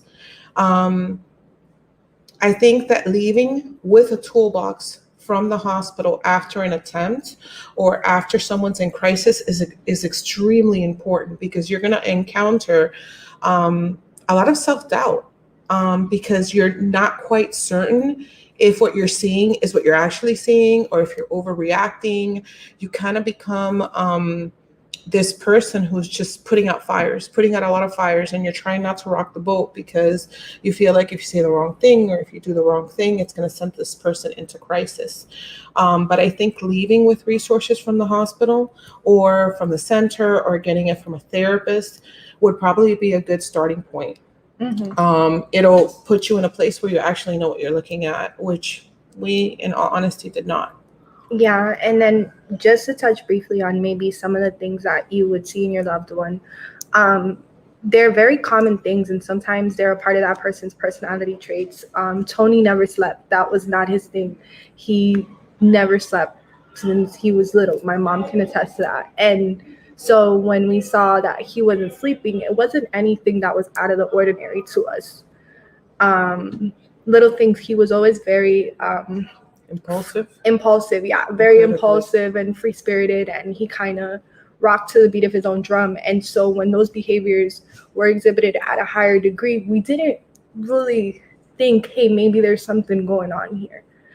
So it's important to be aware of what those signs look like, but also not have that hypersensitivity, because it can really make it challenging to find that middle ground of where maybe they're exhibiting these behaviors, or maybe it's just them being themselves. And then the other thing is that, Tony experienced a lot of suicide ideology, and he would say things. And he said it so often throughout the years that we kind of became a little bit desensitized to it. We just thought, oh, that's just the way he is. That's what he does. That's what he says. Like, we had no clue the statistics behind that, or the fact that this would become our new reality one day. So I think it's very important not to become desensitized, so much so not to take it for granted that that's part of the person's personality, but rather to actually look at the signs that you're seeing and not assume, hey, maybe he's just a little bit more hyper. Maybe he had a little bit more coffee. Oh, maybe he's just a little bit more stressed.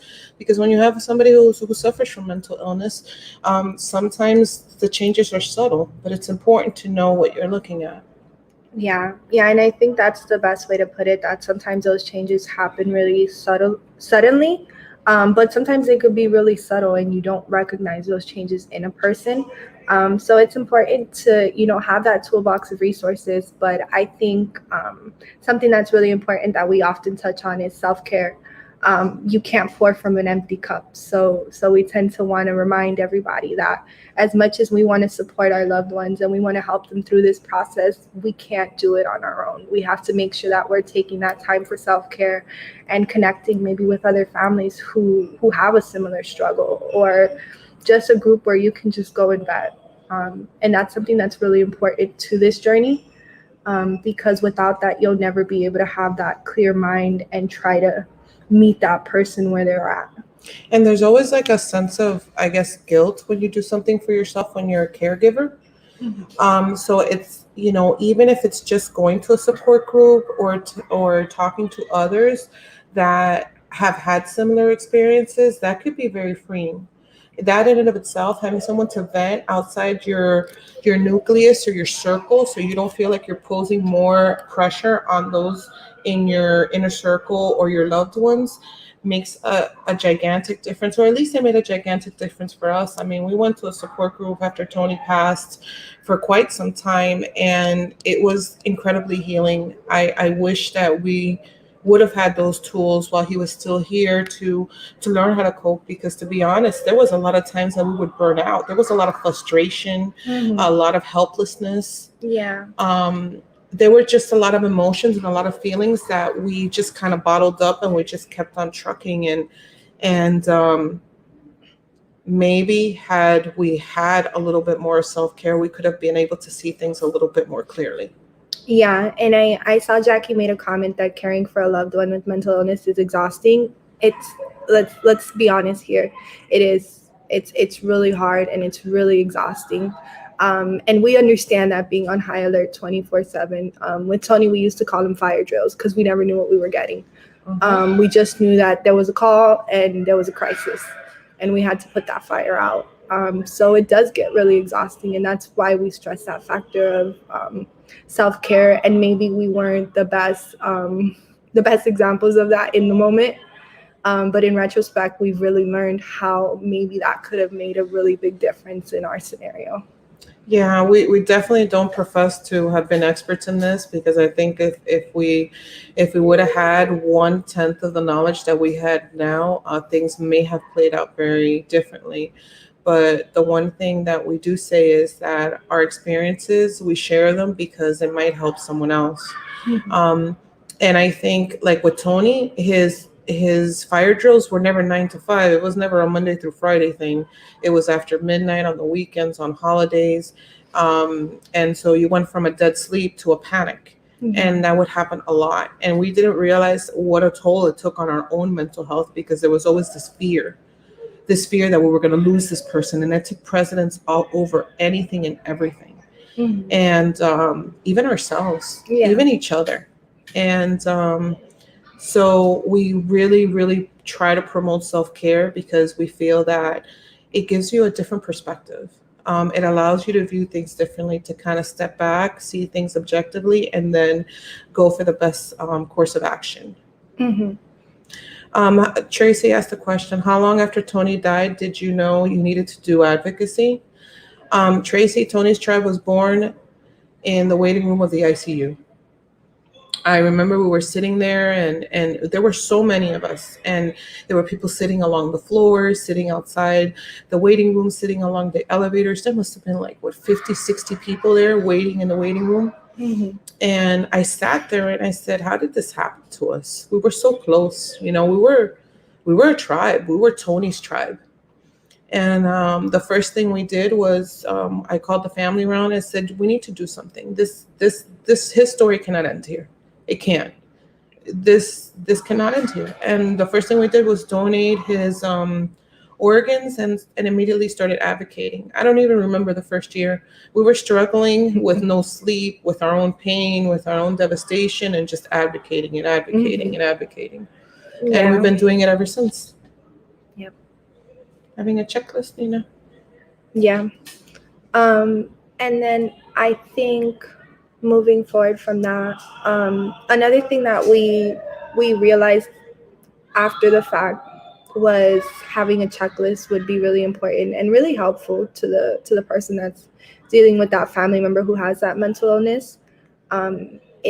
I want to say it's similar to a suicide assessment. You have this plan in your head where you're kind of checking off these boxes and you're like, hey, what's going on with this person? Are they having suicidal idealizations?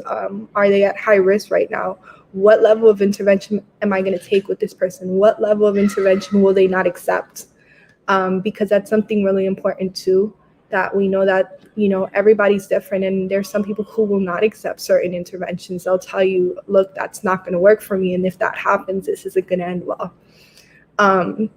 So we found that it's really important to make that list and kind of have an idea of what would happen in any scenario with this person. And sometimes it's hard because we know that when you have someone who struggles with mental illness, every crisis is different and you really never know what to expect. But it's good to have a basis of where you'll go if something does happen. Exactly. And to be quite honest, Tony was one of those people that he commented to us on various occasions, listen, if you Baker Act me, I will come out and I will end myself. And he would do it. And he put the fear in us. Yeah. I was terrified to rock the boat.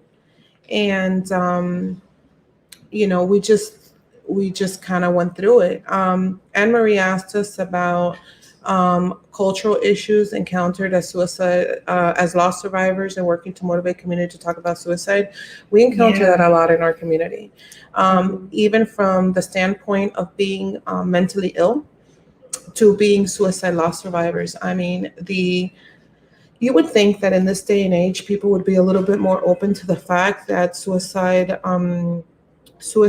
is not an act of selfishness, that it's somebody who's sick and they're no different than someone who has cancer or who has some other type of physical ailment. But because it's not visible, because it's not checked off as, hey, this is a terminal disease, people view it differently. And especially in the beginning, we would get very, very insensitive comments.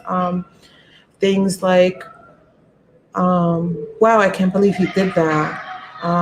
What did he have to worry about? And we would have to explain over and over again, hey, listen, he was a sick person. He was a person who was mentally ill. His illness was no different than anybody else's.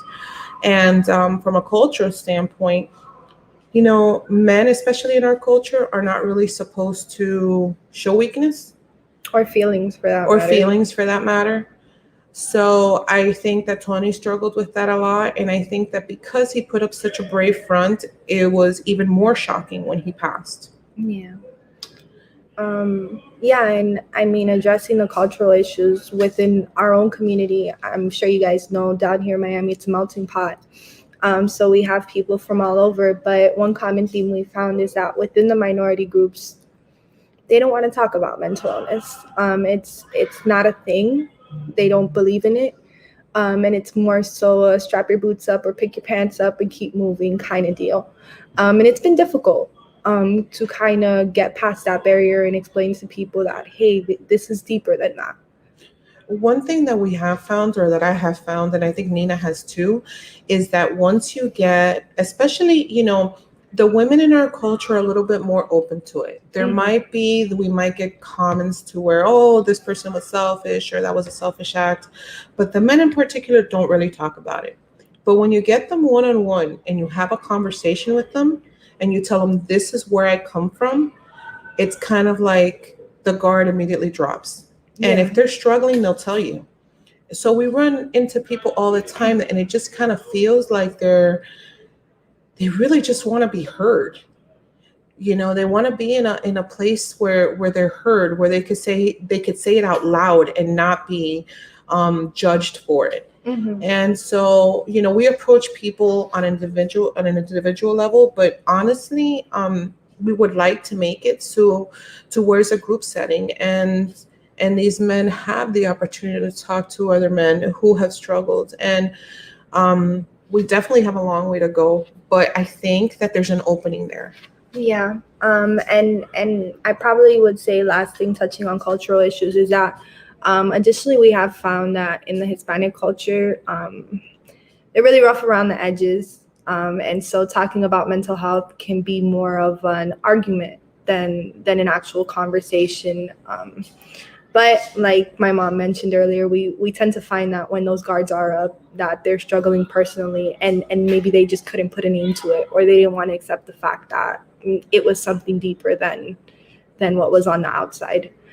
So dealing with the different cultures can be really, really difficult. And we've seen some really different things in the diversity down here in Miami, but it's been really great to see how, when we do get them on that individual level, how we can change that perspective and really open them up to having that conversation in their homes. It's a little bit shocking to see how many people actually struggle in private, and they're not open about it. And as Nina mentioned, we're in a melting pot, right? So, we have our own cultural issues, and we don't really know how it is in other places. But down here, it just seems that a lot of people here suffer in silence. And we want to change that.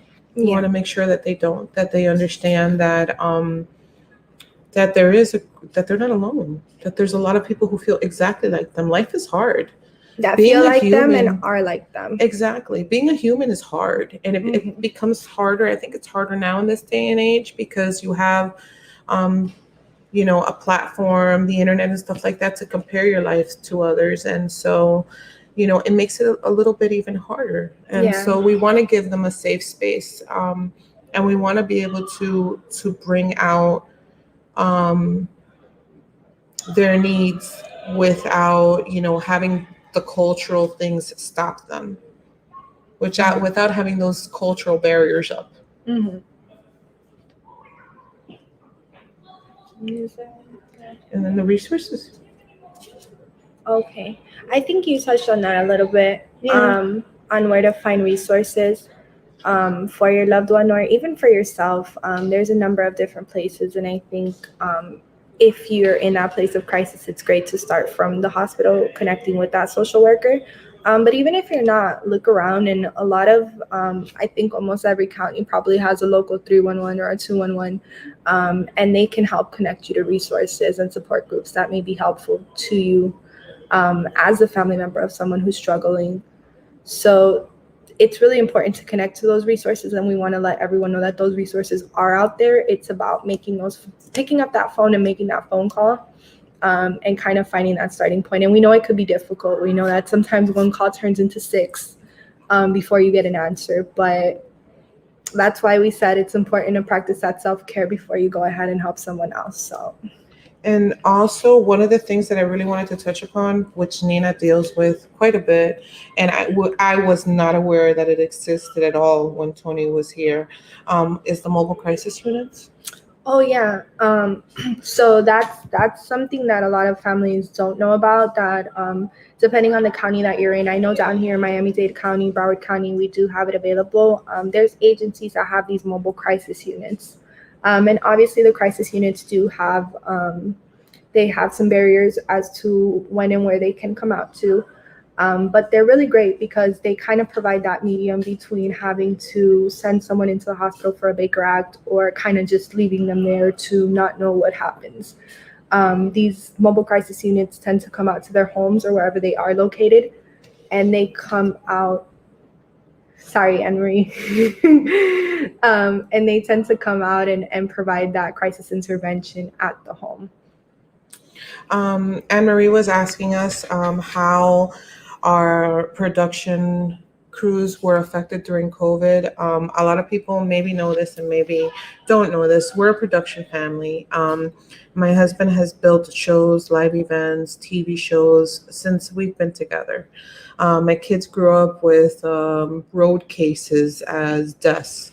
I have pictures of them, little sitting on road cases and putting their laptops on road cases and stuff like that. So we're a production family. Tony was a production worker.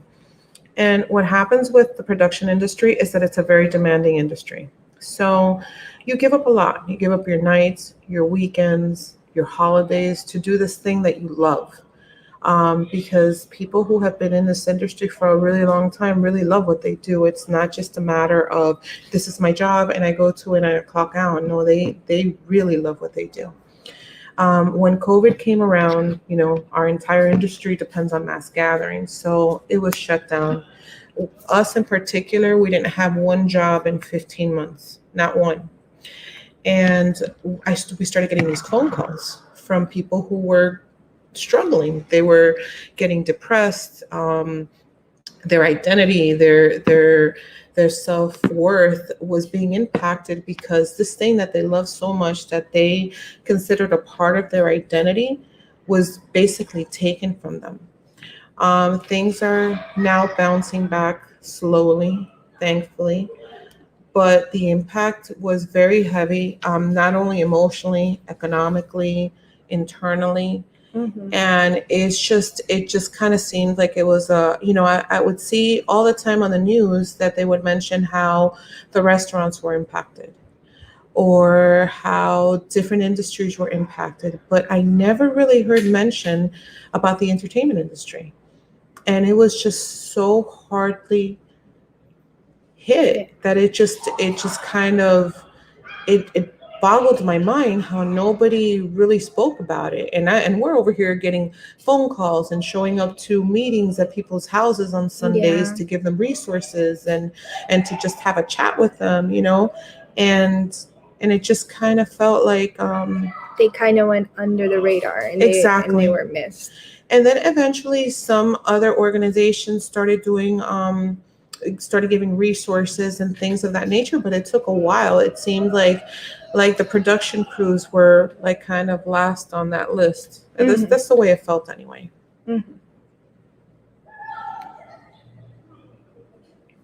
And so that was kind of a look of what that looked like during COVID for us.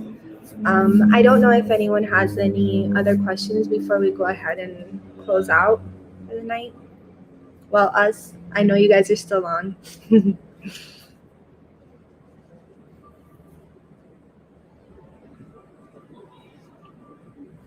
No questions. Let's see. No, I don't think I see anything here. Okay. Well, thank you guys for coming in and spending some time with us and listening to our story. We appreciate it. Thank you for having us on and taking the time to listen to us. Thank you guys. Thank you. Bye. Bye.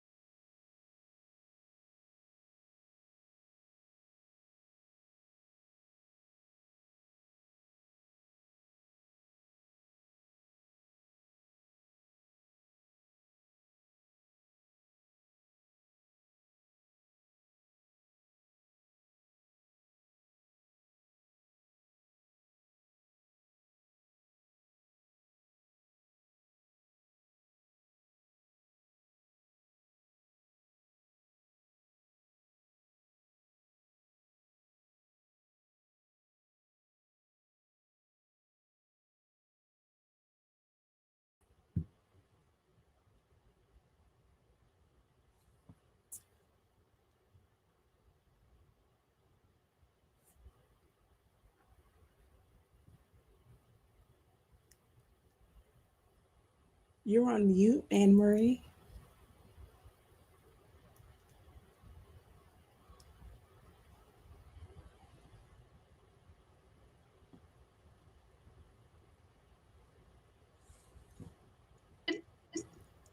I can hear you now. Okay. All right. Sorry. I get paranoid about the muting because I never know when trucks are rolling on behind me. And it's just like, what was that noise? And I'm so used to it, I don't even hear it. That's not a good place to be, but I'm not sure if that's a gift we learn or it just comes naturally that we just put that out there. So hey everybody, I had just put into the chat that Quinn was up next. She's here. And that her topic is going to be cultivating community. Together we can illuminate. I love the word illuminate. One of the things that we have done every year until COVID is that when we have our annual suicide education walks, is that we put down an empty pair of shoes across the big front lawn, and beside each one we put a luminary candle, and we do the walk late in the afternoon so that when people are coming back, it's dark and they can see the candles and the shoes. And the shoes represent uh, one pair for every person we had lost in Bristol County the previous year, and those we had lost from January to September at that point. So I love that word because it does. That was the sense of it. They illuminated for the community. They illuminated in the remembrance of their love. Now, I'm not going to do Quinn's whole bio on you. Actually, you should see the long version. But I did want you to know that Quinn Galloway Salazar currently serves on the American Association of Suicidology board. Yes. By the way, so does Judy, and so does Jackie. I mean, we're peppered all over here for the next 2 days, and that was done before a lot of the onboarding was even in place. Um, and Quinn will be chairing our student division. She's an Army veteran, and most recently served as the co-director for SAMHSA's service members, veterans, and their families, technical assistants. And how many times have I seen the caps come in, SMBF TA, and I'd say, who the heck is that?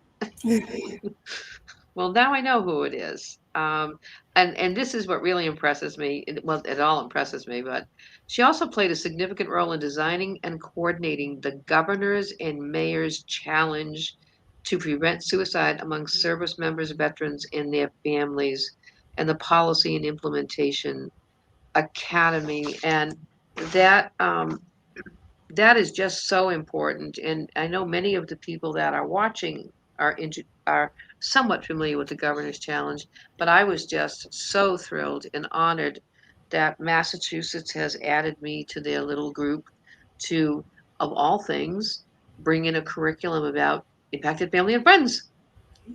This will be so we have problem gambling and suicide for families. We have substance abuse and suicide for families. We have domestic violence and suicide, and now we will be doing means safety for the veterans' families. So I consider that an honor to be able to help in any way I can. Quinn, I'm going backstage. The floor is yours.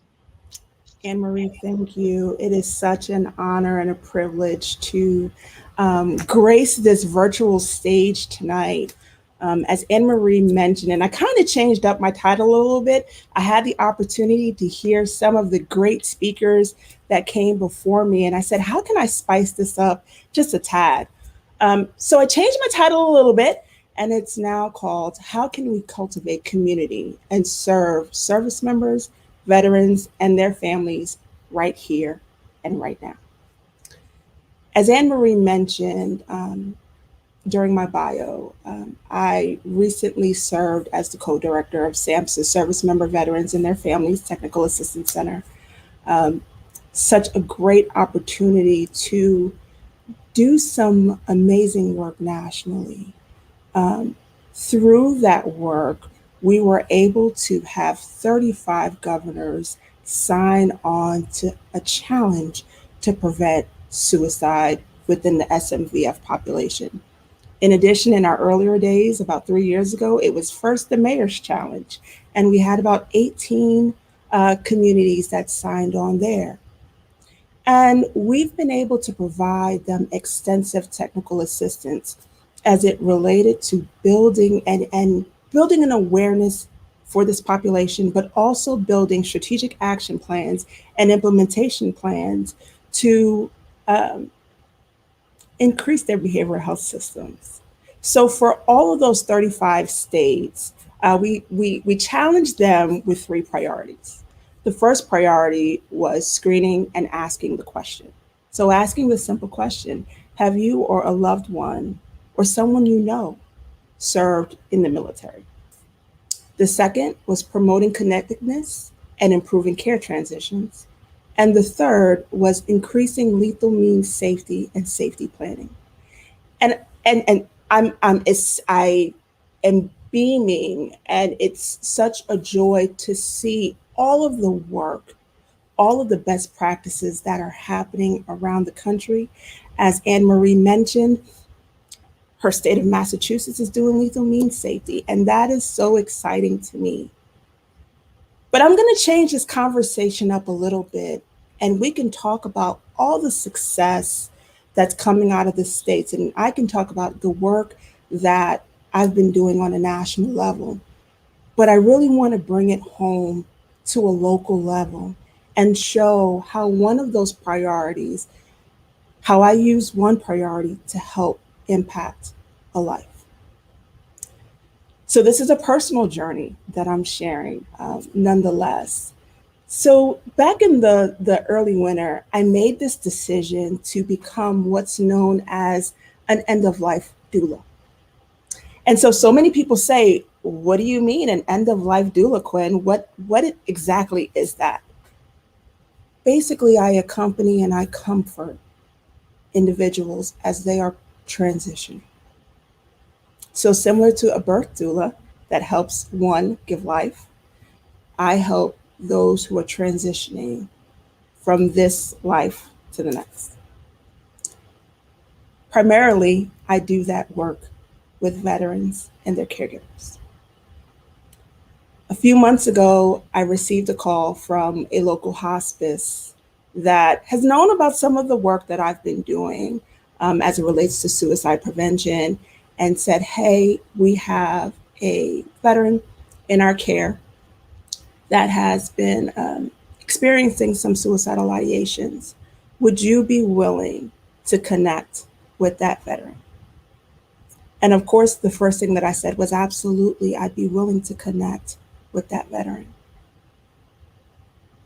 So we're going to call this particular veteran Mr. Joe for all intents and purposes of tonight, and to protect him and his family.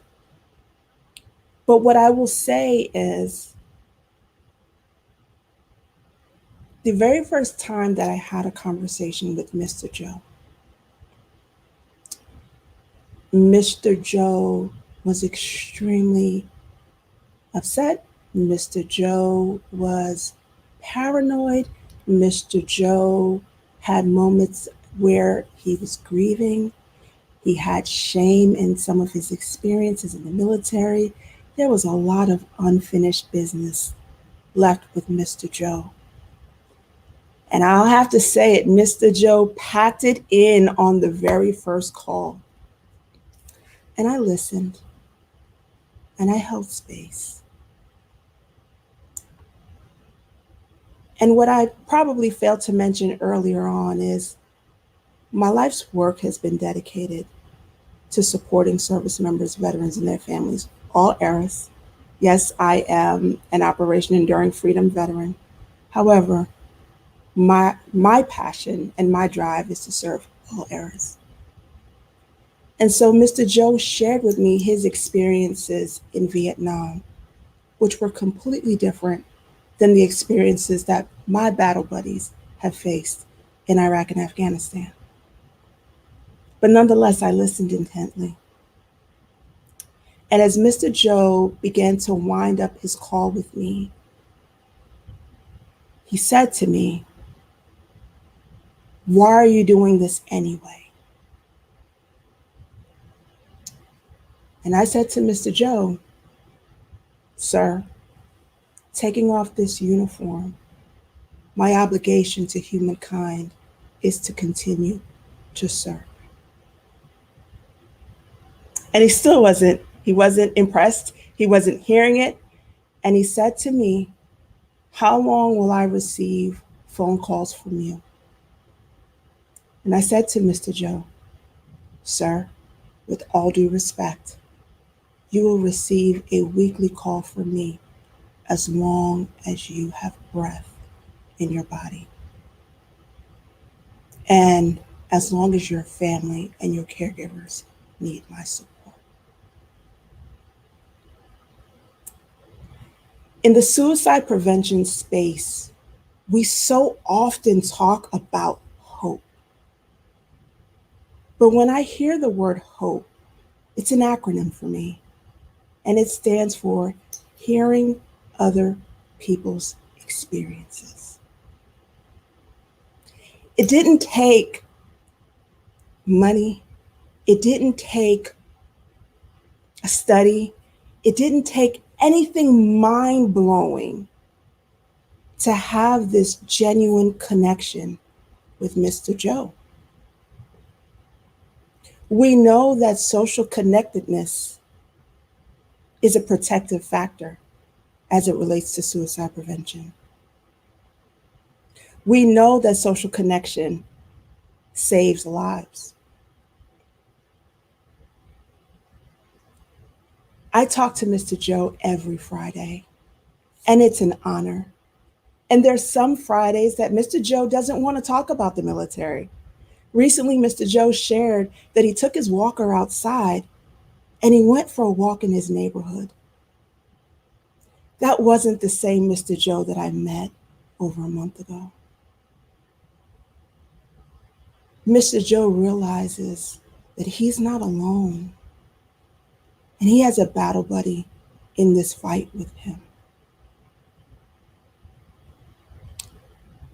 I want to challenge everyone that is a part of this table discussion tonight. We all have a role to play. And what's exciting is that we can cultivate our communities and support our SMVF population simply by connecting. I came across a quote this morning and it resonated so loud and it felt as though it was so fitting for this talk. And it simply says, "Your life belongs to those people who are going to cross your path. And because they crossed your path, you inspire them to continue. Because they crossed your path." It's simple. Together, we can illuminate light when someone is in the dark. We can be that safe space to someone who is in the dark.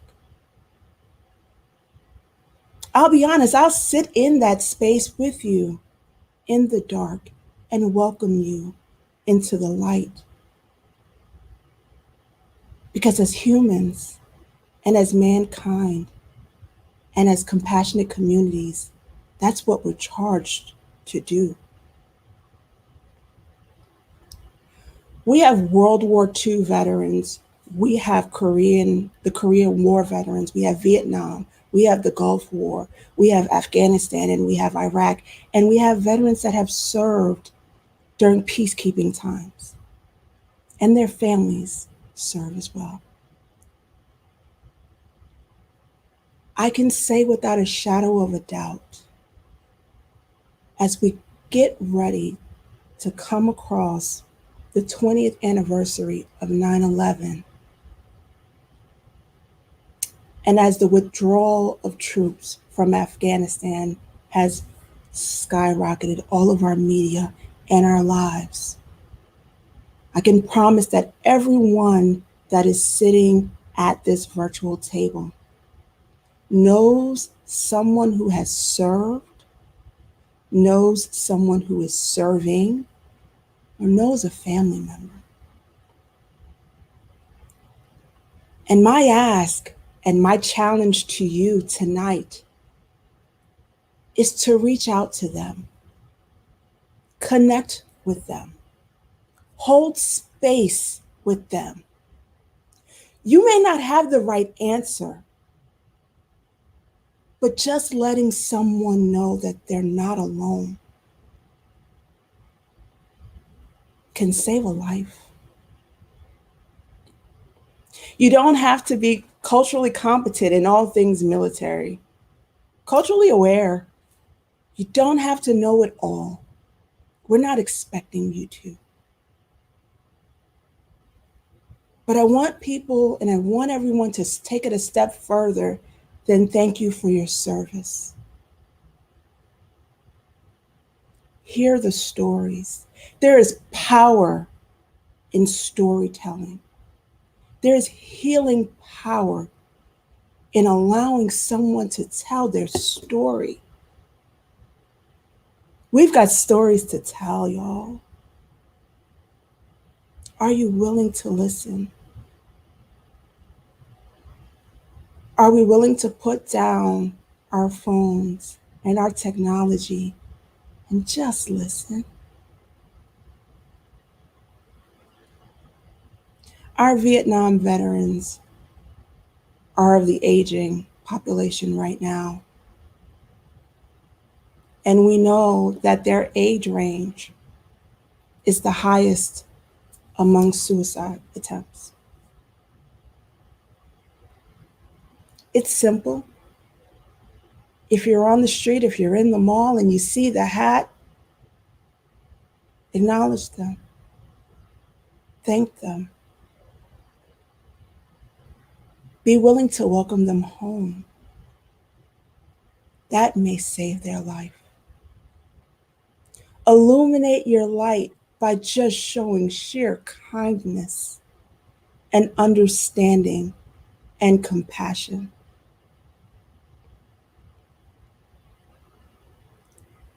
"20 years ago, I was 19 and I just finished basic training.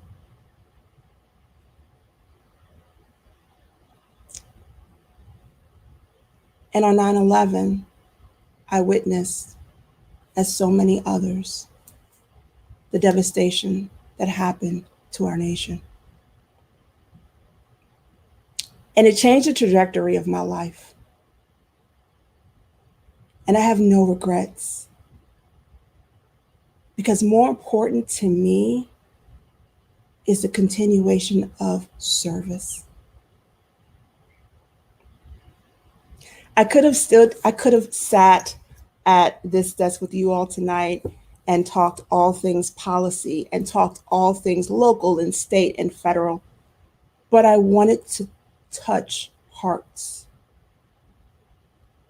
Because there's two sides of the spectrum in the work that we do. It's the heart work and it's the head work. And every one of us that is sitting at this virtual table tonight comes with both. So once again, I challenge you all to reach out to a veteran, reach out to a family member. Let them know you have a role to play and they're not alone.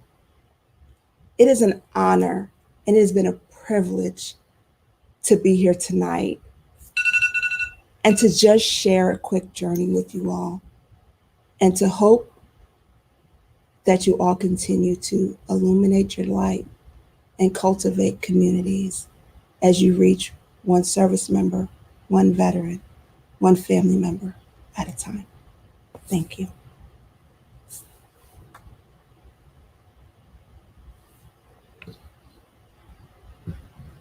And so with that, I am going to actually turn this stage over to our next speaker, Joseph Marquez. Joseph, please forgive me if I mispronounced your last name.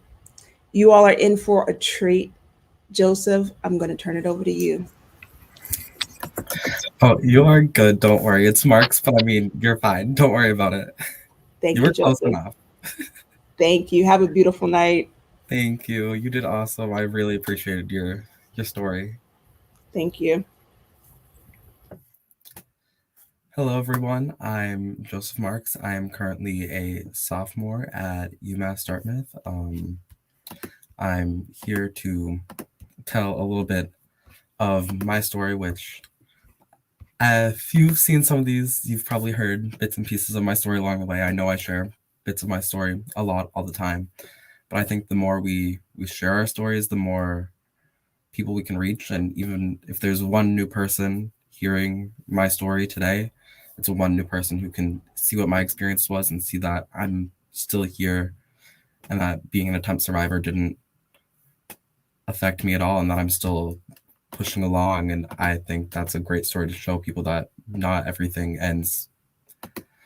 Well, not every situation where you've been in a terrible situation has to be necessarily the end all be all. But every situation is different and everyone's healing paths are different. But I think sharing our stories is just one way to kind of show everyone just kind of who we are and how we all come from different paths, yet we're all kind of the same at the same time, kind of weaving that tapestry, as Amory likes to say. I'm going to open, well, I have a quick spoken word to talk about, to say. It's called Tragedy to Advocacy. I've said this one in the past before, but I think it really speaks to my story. So I'm going to share that with you now. Tragedy. It strikes when we least expect it, creeps out from underneath the veil of darkness, then pulls at the strings on our heart. Tragedy. Leaves us traumatized. Leaves us with an empty place, a hole in our heart, a hole that cannot be filled, left there by this tragedy. We try to fill that hole, try to put anything in its place, try to fit the square peg into a round hole. However, I found something that helps, makes this hole smaller, provides some healing. Advocacy. We work to prevent another tragedy. The impact we make provides growth in our community, growth in society, growth in us. Advocacy brings us hope for a better tomorrow, helps us see our experience in a new light, growing from tragedy to advocacy. So that just kind of touches on what I'm going to talk about later, where kind of my story helped me become who I am today and be speaking to you now. So my story starts when I was in middle school, and there was a lot of bullying going on in school, and I also just wasn't comfortable with myself necessarily at the time, and kind of all these things started to pile together. It was a lot on top of each other, and I stopped going to school. I stopped being who I was normally, kind of just like was like a ton of bricks kind of like all piling on to my soul, kind of just like felt like it was darkness. And so that caused a lot of trauma in my life and definitely the people around me. And so it was difficult. We tried for a long time to find help. My mom and me and my family were all searching. We went to the hospital at one point. They sent us to a crisis center from the hospital after making us sit in a bed in the hallway at the hospital. Get to the crisis center. They were great, but their insurance didn't want to pay for anything. So they were like, we're going to try to fight with them. Didn't work out very well. Tried to send me to a voluntary program. I did not want to go because I was not in a state of mind to want to voluntarily put myself into something. So we got to the program. I didn't go in. So we went straight back to crisis from there. My poor mom, I love her so much. Did everything she could. And so from there, we go back to crisis and they helped me find a place to go. We continue to fight with the insurance until finally we find a bed at a program for 1 week. So I get to this program and there's a lot of snowstorms that week. It was kind of a crazy week just in general in life here in New England. So a lot of resources that are normally at this program weren't available because of all the impending weather. And so didn't really get much help. And it got to the end of the week and people at the program tried to fight with the insurance to get me to stay longer. The insurance did not want to cover it, so I got sent back home, and basically none of our problems were solved when we were back at square one. It's a crazy story. I know, but it's sadly a very common story, as probably many of you out there know.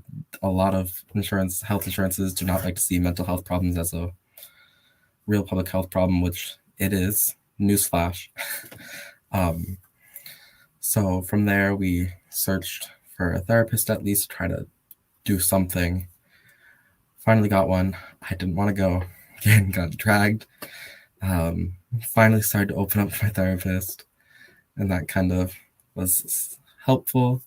And then from there, got to meet with a psychiatrist and got on the proper medications, which I know medications isn't everyone's things. Everyone has different paths, healing paths, as I was talking about earlier. Everyone's paths are different, but that's what was able to help me and still helping me today.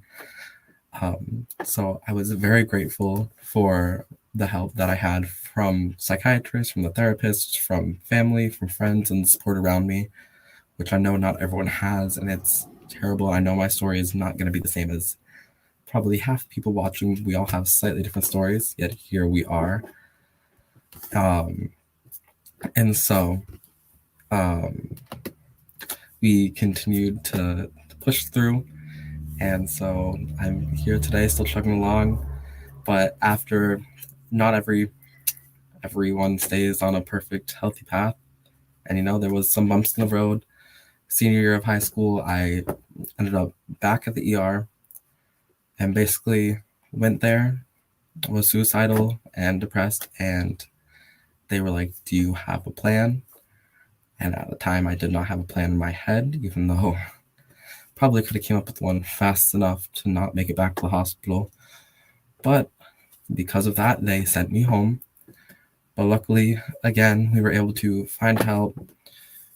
I continued to talk to my therapist, and we slowly got back on the path towards healthiness. There was a problem with my antidepressant. We had to change around a lot of my medicines, but luckily it worked, and we were back.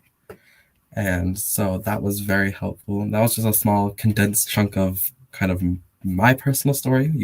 There's actually more of it I published a short memoir from an essay that I started back in high school, and it got published onto Amazon. I'll have to get the links out in the comments shortly.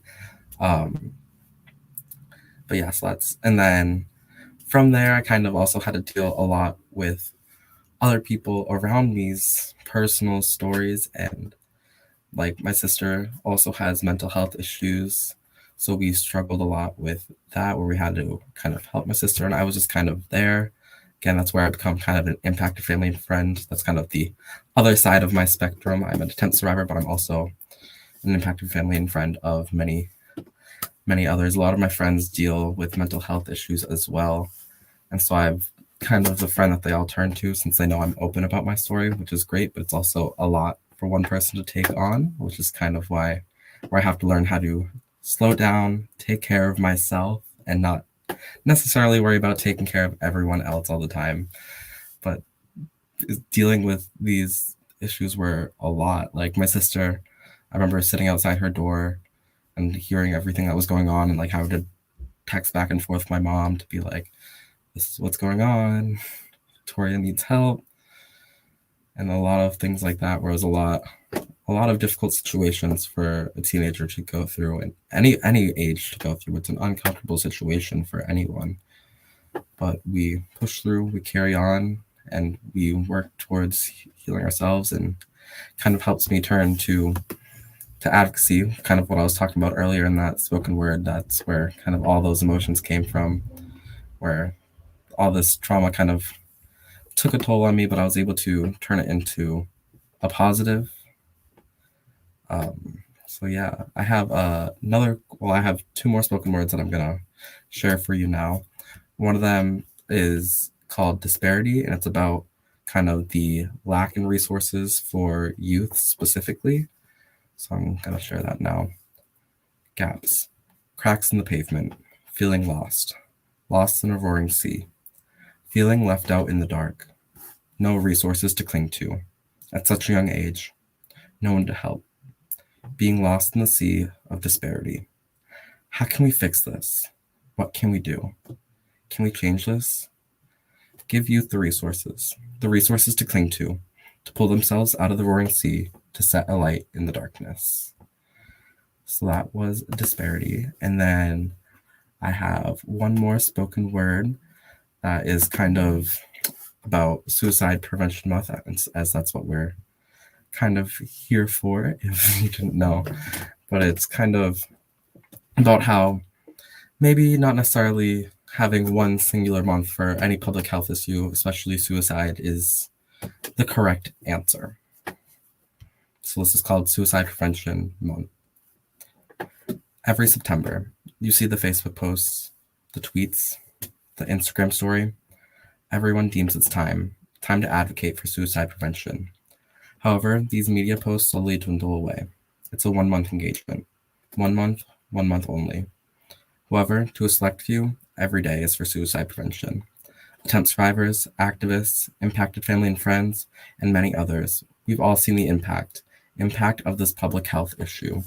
We feel the lingering effects every day, 365 days a year. This is why we advocate every day. Every day is Suicide Prevention Day. And so, yeah, that's what I have to share for you today. Thank you guys. Thank you, everyone. It's been such an honor to be able to share my story with you today. I hope at least someone out there found something useful of my slight ramble, but I hope it was a good story, and I hope you were able to kind of see a little bit of my life and gain a little bit of experience of a young adult who's been dealt with a lot of mental health issues and suicide crises around them.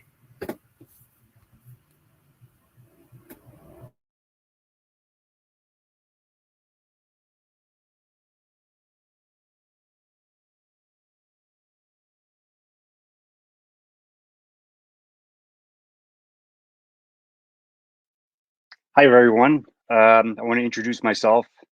My name is Stephen Palm. I'm from East Taunton, Massachusetts. I live with my wife, Kerry, and my son, Cameron, who's now 17. And I'm going to share a little bit of my story. I am the director and chairperson of the Casey Pond Project for Youth Suicide Prevention. And I've got a new qualification. I am the co-chair of the Bristol County Regional Coalition for Suicide Prevention. Bristol County Regional Coalition for Suicide Prevention. Something that I'm proud to say. I've met a lot of great people through the coalition, and a lot of strong people, and a lot of hardworking, caring, passionate people. In 2014, July of 2014, I lost my daughter, Casey, to suicide. She was 14 years old. At the very beginning, it was shock. It was grief. It was not knowing what the heck was going on. Those first couple months were like walking around a fog. That's one way to describe it. And I'm sure other people would describe it the same way. About 6 weeks after my daughter passed, a friend of ours with a daughter that was Casey's age told us they were going to be participating in a suicide prevention walk, and they were going to make T-shirts with Casey's name and wanted to know if that was okay. And of course, we said yes. And at the last minute, my wife and I decided, hey, let's go. We hadn't returned to work yet. We hadn't left the house much. So we'll go to the walk. I ran to Staples, made up a couple T-shirts by myself with an iron really quick, and we showed up to the walk just as it was starting. And as soon as it ended, we left. And that's all we did that first year, as far as suicide prevention goes. But we did make the decision that we did want to do whatever we could to support our local suicide prevention coalition, support others. And I hadn't been on social media at the time when my daughter passed. So when I decided to start raising money, I figured and actually kind of knew that the best way I would have to get on social media, and that was my introduction to social media at the age of 45. Those first few months, I did a lot of soul searching, a lot of searching online, trying to read as much information as I could about suicide and suicide prevention. I wanted to learn what others had done after a loss, how they coped with such a loss. And I thought that I may attend a group meeting or something just to have an outlet. And I found there wasn't really anything that was close to me, that it would be convenient as far as work hours and getting there. And what ended up happening was, the following year when we decided to raise money for the walk, the name of the walk is the Light the Way Suicide Prevention Walk, and we do this in Taunton, Mass. And this is where I met Anne-Marie Matulis, the director of the Bristol County Regional Coalition for Suicide Prevention. And I specifically remember the first time I met her.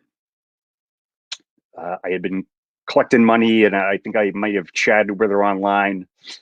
And I went to get some donation sheets so that we could collect more money and have others help us for the walk. Well, the first thing she said to me, she says, "How are you doing?" And I just lost it.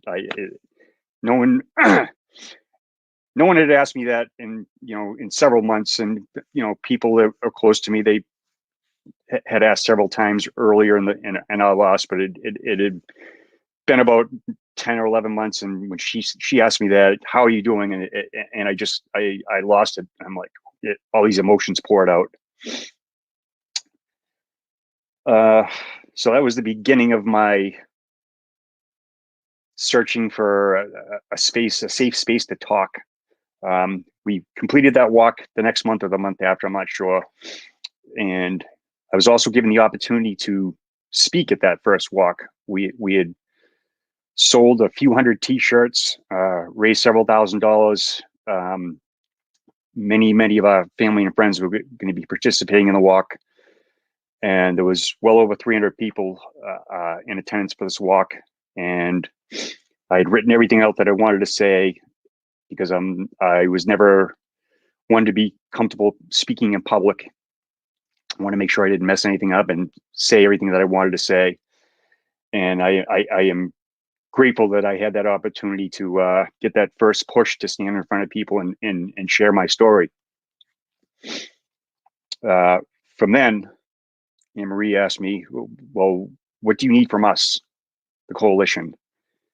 And I had said that I wanted to talk to somebody who had lost a child, another loss survivor.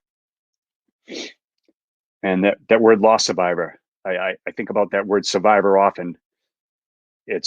There are still many days where I feel like I'm surviving. And especially on those early days, it was surviving. Surviving day to day. And some days you just, how am I going to survive today? And I did get through it.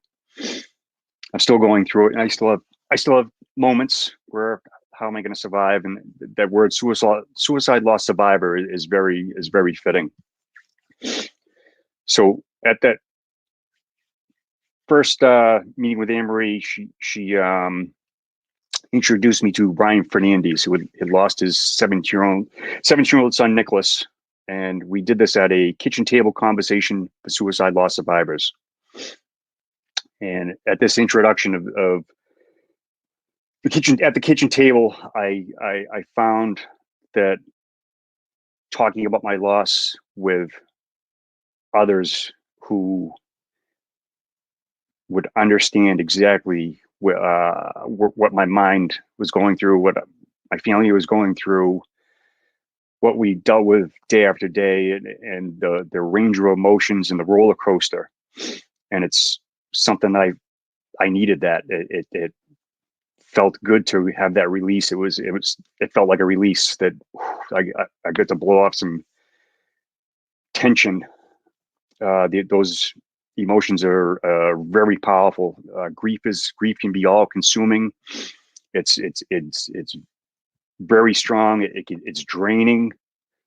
Those first few months after Casey passed, I didn't sleep much. I felt tired all the time. I didn't have the energy, and I've had other people ask me that, that are newly bereaved. When is my energy going to come back? And it does take a while. It's not going to happen overnight. So look, those conversations at the kitchen table, it's that monthly release. I've met so many other people that have had a loss to suicide, whether they've lost a parent, a child, a sibling, a friend, and we all struggle with some of the same things, with not understanding why. How could they do this? What did I do wrong? What did I miss? And talking about those things is talking about them out loud and sharing with other people who may understand it. It's been a blessing for me. I'm glad I have it. It's been a little more than 7 years now, and I do meet with the newly bereaved, and there are some months where I have an off week, an off couple days, and I need to vent and participate in the kitchen table conversation. Something else I learned at the kitchen table conversation is I've learned from suicide attempt survivors. The first suicide attempt survivor that I heard openly talk about her struggle in her attempt was Tracy Pacheco Medeiros, and it was accidental that I did hear her story. I kind of walked in on it. I walked in on it and stood and listened, and she talked about her emotions and the space where she was when she attempted, and described it as a tunnel, and she couldn't see anybody else, didn't think about her family or friends. And it was a huge relief for me to hear that, because one of the questions I ask is how could my daughter do this? How could she have not thought about her mother, her brother, me? It was relieving to hear her share that she was just thinking about her own pain and couldn't think about anything else, couldn't think about others. I also heard Tracy talk about the first time that she heard a suicide loss survivor share their story. She heard Rosie Wallacever talk about losing her son, Adam, to suicide several years, 10 years, 9 years before. And she broke down and realized what she almost did to all her loved ones. And listening to that, it's made me want to talk more about my loss and my hope, and hopefully have a positive effect on someone else's life that could be struggling, and what can I do with that? Since I learned what triggers me. Sometimes, once in a while, I don't know what triggers me. It triggers my emotion. There could be a story that I see in the news. I could hear about a suicide somewhere, and the feelings of grief bubble up, and it's my body will get a little tense. I'll feel down for a couple days, and typically I understand why I'm feeling that way. It does help that I've learned over the years to recognize when that grief is bubbled up, and why it's bubbled up, and that's where I can go into self-care. One of the things that I've found is self-care is so important. Sometimes I need a kick in the butt to do some self-care, go out for a walk. I live near a state park, Massasoit State Park, and it's 2 miles from the house to drive down there and walk through the woods with my dog and clear my head and talk to myself. Sometimes talk to the dog. Sometimes the wife will go with me. My son will go with me. And it's just walking through the woods. It's wonderful self-care for me. And that brings me to impacted family and friends. It's another division of the Bristol County Regional Coalition for Suicide Prevention that has helped me also. There's several exercises that you work through some of emotions, and I found the more that I put into it, the more I get out of it. And I'm going to talk about the first time I did an exercise. One of the exercises, there was a table in front of us with coloring books and some markers and colored pencils, and I didn't know quite what was going on. She said, "Oh, we're going to color." I said, "I'm not going to color. I haven't colored since I was a kid." Well, an hour later, I had a picture that was half done. I had colored the whole time. I spoke while I was coloring. I listened while I was coloring, and I found it was actually quite relaxing to do that. It was I could do two things at once, which, as my wife would tell you, no, you can't. You can't do two things at once. But I could color and I could listen and talk at the same time. It worked out pretty well. I've got a few nice pictures now. So that those exercises, the importance of self-care and taking care of myself and my emotional wellness. It's the fact that I stumbled onto this coalition is that I am forever grateful, and to be now a co-chair is I am quite proud of that, and I really hope that to help others in the future. If you're newly bereaved and you're watching this, or if you've never spoken with someone about your loss, I would encourage you to participate in your local coalition, maybe a suicide prevention walk, maybe a grief support group, because I know what it's done for me and how it's helped me.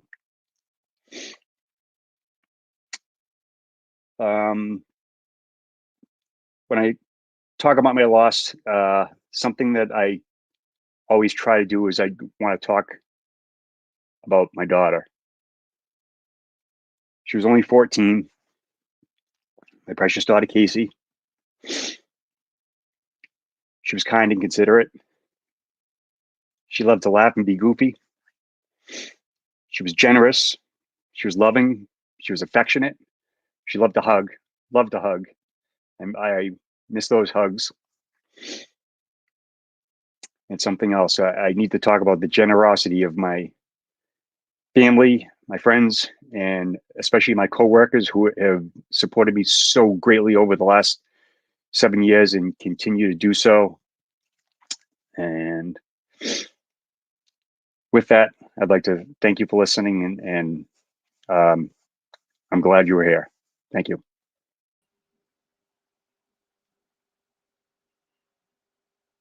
Steve recorded his little Tedtalky because of the crazy hours he works, and was very concerned that what if there was traffic? What if he had extra deliveries? What if he had to run in?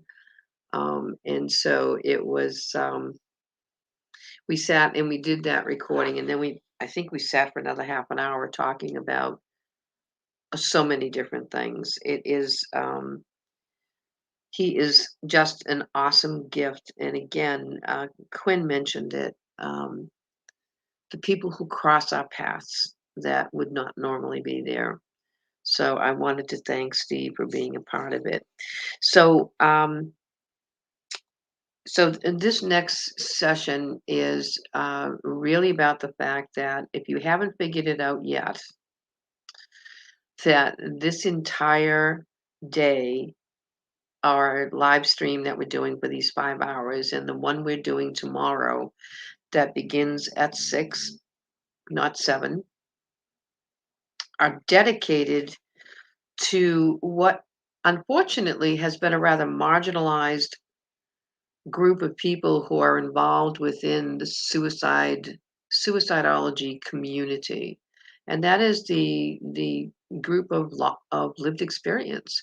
And lived experience are suicide attempt survivors, suicide loss survivors, those bereaved by losing one, like Steve and others you've heard, Judy and Nina, Jackie, um, that you have heard talk about today, and also the newest group of upstarts to end up in this lived experience category are those of us who are impacted family and close friends. And you know, those close friends. Heather Williams is this delightful woman out in Missouri with Jackie, and she felt that she had no place to go. She wasn't a loss survivor, um, and she wasn't an attempt survivor, and yet she was compelled and felt drawn to the suicide community, in that the suicide prevention and intervention and post-prevention community, but she had no home. And when we were out in Missouri in 2018, we did a train the facilitator session after the conference that Tracy and I spoke at. And she felt like she belonged for the first time because we talked about the close friends. So maybe you've got a high school friend, maybe a college friend, maybe a coworker. And over the years that you all were friends, even if you drifted apart for a period of time, they had struggled with suicidal ideation or non-suicide. They were cutters, non-suicidal self-injury, anxiety, depression, whatever. There was no welcoming place for those people to be. Well, they are now. You know, I felt that was really important. I remember being at some event and listening to someone who had lost not a biological family member, but someone that they had grown up with, and it was almost like they were excluded from the grieving process because they weren't immediate family. We now know statistically that a minimum of 135 people are emotionally impacted at various levels when there is a loss. And it isn't just the immediate family who grieves, communities grieve. So I think I mentioned, I'm not sure how many hours ago now, it's been a really long day. But my name is Anne Marie Matulis, and I have the honor and privilege of working with this group of impacted family. I am one. I am also a loss survivor. And I'm going to mention briefly something that um, may surprise some, and I hope raises awareness in others, is that only recently, so I've been in public health for more than 30 years. I've been activist and advocate for domestic violence, substance wellness, substance abuse wellness, and suicide prevention. And I'm a trainer. I train. It's something I do well, I think, because people keep asking me to do them. And I am always talking to people about being alert to chronic suicidal thinking. And I would always give examples that I had learned from attempt survivors like Tracy and Joseph. That, oh, okay, that's, they would tell me this is what it feels like, this is what happens to me, and I said okay, and I would repeat all of that out to people. And I was doing a closed impacted family and friends finding inner peace workshop about, now it's I guess about 5 months ago, 6 months ago. And someone said, can you give us some examples of chronic suicidal thinking? And the first two that always come out of my mouth are, God, don't let me wake up in the morning, or I can't take this anymore. Now, there's no plan behind that. There's no heavy duty ideation behind that, but those are suicidal thoughts. And it was like I could have smacked myself in the forehead, and because I stopped dead in my tracks. my first lived experience that brought me into public health was domestic violence. I was a battered woman. Um, I have a vision. I'm a person with a rather severe visual impairment. I know most people don't know. I just don't walk into walls too often. Sometimes, but not too often. Um, and I realized those were the very words I said every day, 4 to 5, 6, 7 times a day in the last 5 years that I was in that violent environment. And I mean, talk about getting gobsmacked. It was like, oh my God, that was suicidal thinking, Anne Marie. You had suicidal thinking for 5 years. And I've been aware that there's very little discussion within the field of suicidology about domestic violence and suicide. We are starting to see an increase in discussion about murder suicide, but not necessarily domestic violence. And abuse doesn't have to be always be physical. It can very easily be um, verbal and psychological. I healed from the physical damage, but that psychological abuse and that verbal abuse comes with you for a lifetime. I mean, I have a very blessed life, and I am so grateful for that. But that comes with you. So it's one of the topics that I'm going to be digging a little deeper into um, as we start to move forward and through this winter. Um, so I just wanted to put those thoughts out there. But I did also want to share something that we usually do present and offer, because this whole event, as I was mentioning, is about impacted family. It's about lived experience. That's what it's called in the field, is lived experience. And I know a lot of people also have a much broader stroke on that, and that's cool. It could be someone with a mental health diagnosis. It could be someone who struggles with any kind of issue that just brings on a depression or an anxiety or an eating disorder or addiction, when it goes into that. We're huge, by the way. I think we don't have, why we don't have any hard data? Because no one will fund the hard data research for scientific research for impacted family and friends. That's my smack out there to all of you who offer grant money for things. Let's get some grant money out there for impacted family. Um, because that's really, let's get some more grant money out there for kindergarten and preschool and early elementary levels, as to finding out why we have so many younger and younger children expressing suicidal thoughts and behaviors and depression and so much anxiety that's going on out there. So yay team to anybody who can do that. So I'm going to give you a little piece from what we usually present to better clarify who are impacted family. I know better than to assume that anybody and everybody here understands who we are or recognizes who we are. And it's a movement, and this movement started in about 2013, and it has grown and grown and grown and grown. That we have impacted family directors now. You've met a couple of them tonight. Tracy Oser is the director for IFF out in Washington State. Jackie Christmas is the IFF director for Missouri. Both rather large geographic places. Tracy is a co-director with Dr. Pada Suyumoto, who will be with us tomorrow night on film from Massachusetts.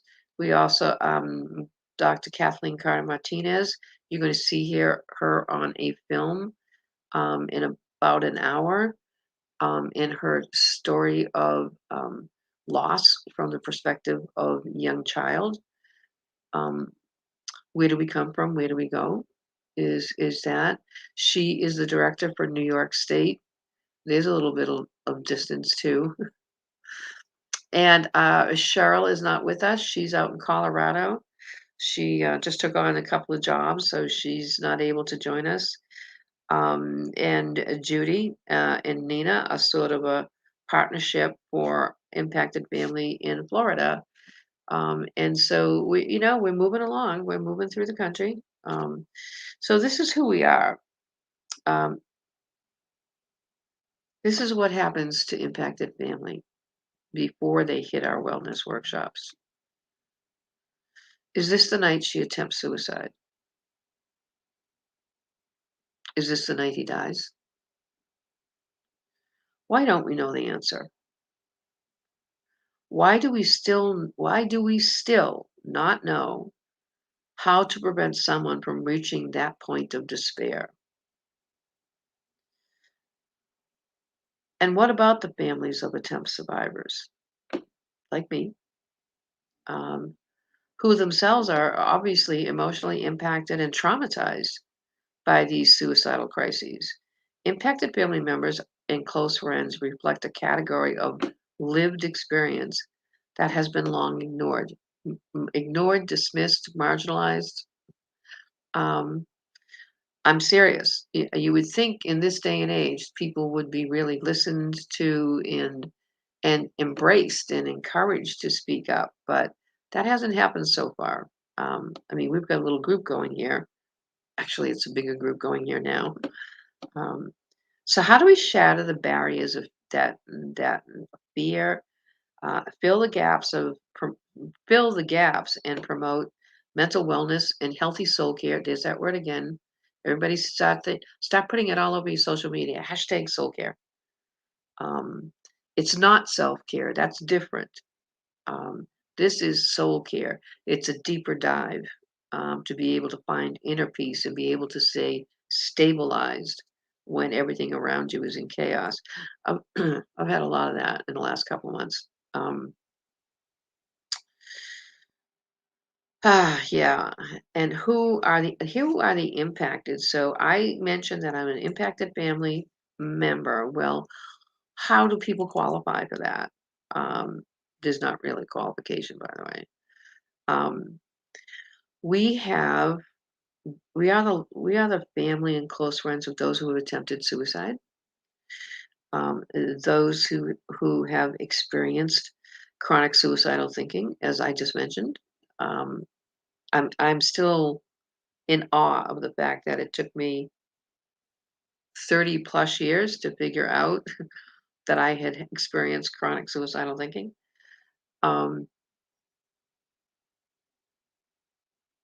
Non-suicidal self-injury is difficult. Those are children, adolescents, young adults, older adults still, who self-injure. And self-injure could be anything from cutting or burning, picking at the skin, swallowing things is common within.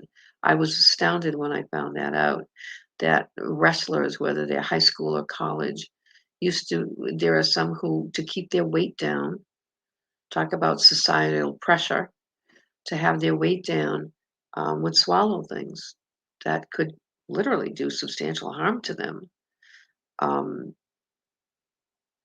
Post-traumatic stress clearly is a lead-in to suicidal thinking and other issues that go around it. I experience PTS.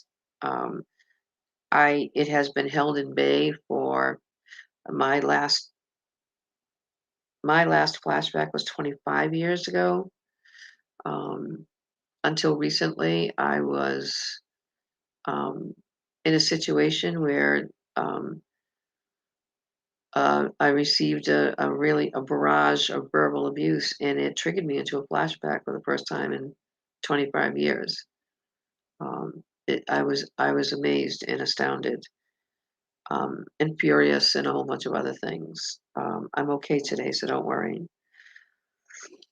We are the families of those who struggle with depression, severe anxiety, eating disorders that lead to suicidal behaviors, problem gambling, and lead to suicidal behaviors, substance abuse issues, and suicidal concerns.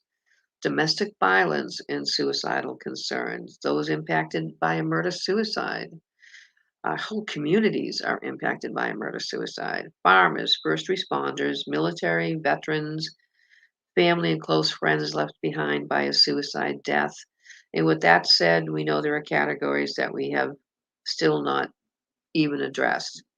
And I wanted to, so people often ask, well, what's the point? What is the goal of our finding inner peace workshops that you've been hearing about in dribs and drabs and snippets? Well, the first is very obvious, and that is to demonstrate how the marginalization of impacted family and friends has begun to shatter, and we have. We've poked some holes. Um, we poked the bear too a few times, but we've poked some holes. And so we need to tear down the prejudicial barriers that are there about us not having value and not being able to be of support. Because if we take care of ourselves, then we can certainly far better take care of our loved one who may be in a suicidal crisis at this time. By the way, one of my favorite things to do is demolish silos. Public health, mental health, we need to put them all together. I'm going to start cropping now allergies. All right, one of our other goals is to be able to define and discuss when you come to our workshops, that you'd be able to find and discuss who impacted family are and achieving the capacity to recover their own emotional and spiritual balance, to be of help. And there are a number, and as I mentioned, okay, I'm sorry. Massachusetts, well, we were in Maryland, but Cynthia moved to Virginia, so now we're in Virginia. We'll find someone else from Maryland. Missouri, New York, Colorado, Florida, Washington. Judy and Nina, as soon as we get some more funding for IFF, will be translating our workbooks into Spanish and delivering workshops, probably virtually right now, to Puerto Rico. So that's exciting that we'll be doing it. And we have this little tiny group in Tanzania. Yeah, really. Discovered them last year, that this wonderful young woman was advocating. She was doing pretty much the same thing we were doing for moms that were horrifically abused and their children who were perpetuating the violence. So it's the same process, just a different culture. And I'm going to we're going to step into a documentary. Is that correct? Yes, it is. Okay, and I'm just going to give you an example of one of the very important workshops that we do in finding inner peace. I know you've getting Tracy Oser talked about some of them. And this one, there are 3 that really hit home for impacted family members. So maybe this has a little bit of identification for all of you. Control does not equal love. That's a hard one. If you are the family member or close friend of someone who's at risk for suicidal behavior, that is scary as hell. You don't sleep at night. If you're a loss survivor, and we know this from the experiences that loss survivors have shared with us, you're always worrying about those who are left behind, because the last thing you want to do is lose someone else. And so we behave badly. I behave badly. Tracy Medeiros loves doing this workshop with me, so she can tell you just how controlling I can be when I'm worried about her, when I'm afraid for her. We're doing better, I think, because she's not here for. She has a 3:30 wake up call, so she's not here to argue with me about it. And it's like, Mom, I'm okay. I took a tremendous involvement study in dialectical behavior therapy, because I think, as Tracy was very honest in saying, One of her diagnoses is borderline personality disorder. There's no medication for that, but there is a wonderful process called DBT. It is not for everyone, and it is not, and no one will ever tell you that, including Dr. Marshall Linehan, who wrote the book on it. It is not the be all and end all, but it is helpful for people who are suicidal and have borderline personality disorder. But one of the most important things is to learn opposite thinking. And so my instinct is say, where are you going, when are you going to be home, da da da da da, why are you sitting downstairs alone all the time? Opposite thinking is to shut up and ask how the day went. Ask what's happening, not what's wrong with her. What happened today if she seems out of sorts? There's a whole that's a whole day's session, by the way, everybody. That's not on just a one-time deal. But what's important for those of us who are impacted family is to recognize that behavior and stop it. And that takes hard work and practice. Another that we have for impacted family is frozen in time. And that's a really hard one. I'm not going through the whole exercise. That's a really hard one, because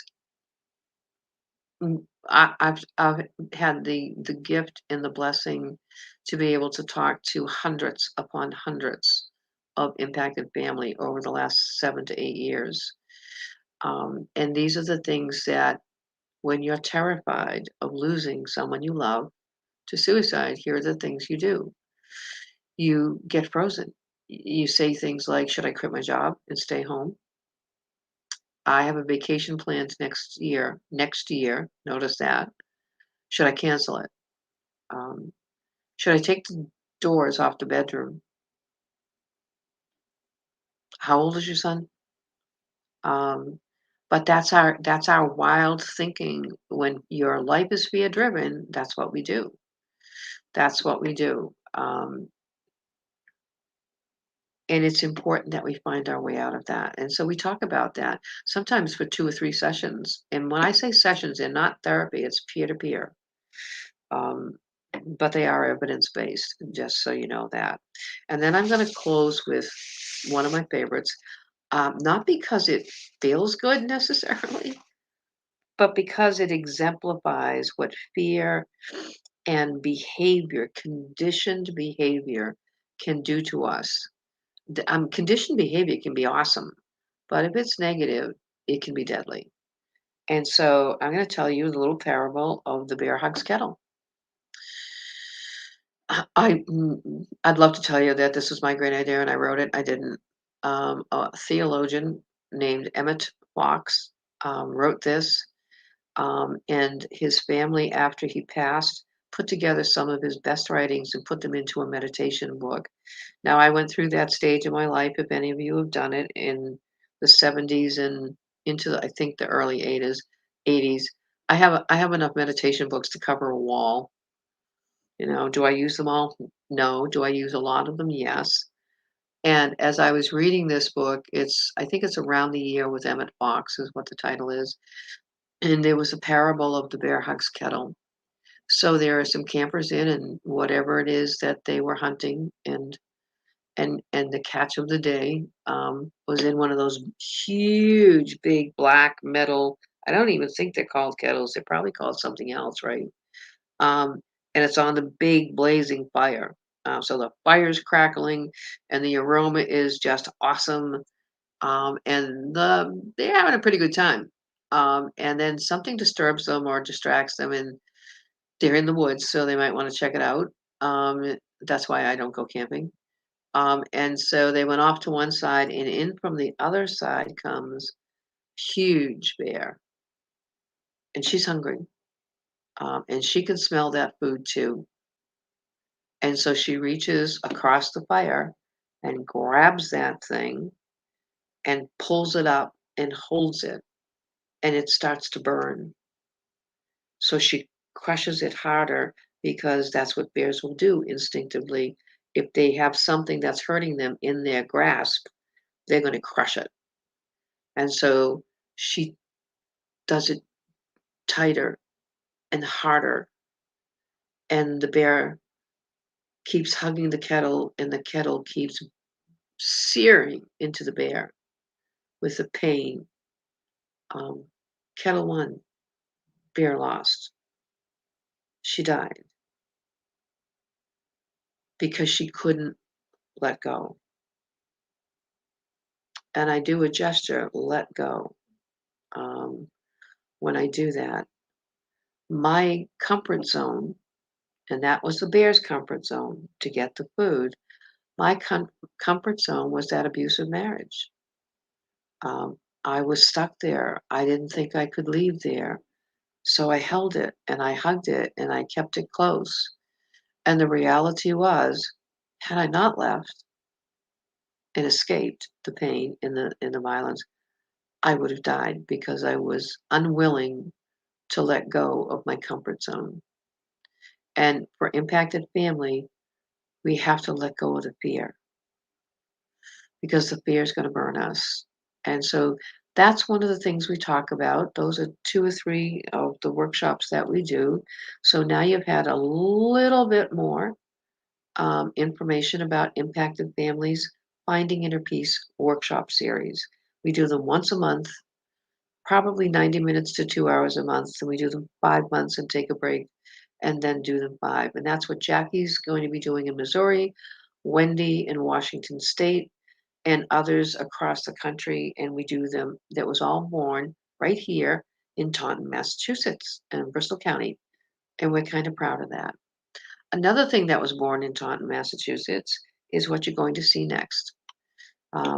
I've been honored and privileged to be able to have created 2 documentaries that were very well received. One on a national level and the other here locally out. It's been used across the country. And it's called Voices Still Unheard. And the message of this documentary is as we were developing the impacted family, we thought of people like Joseph.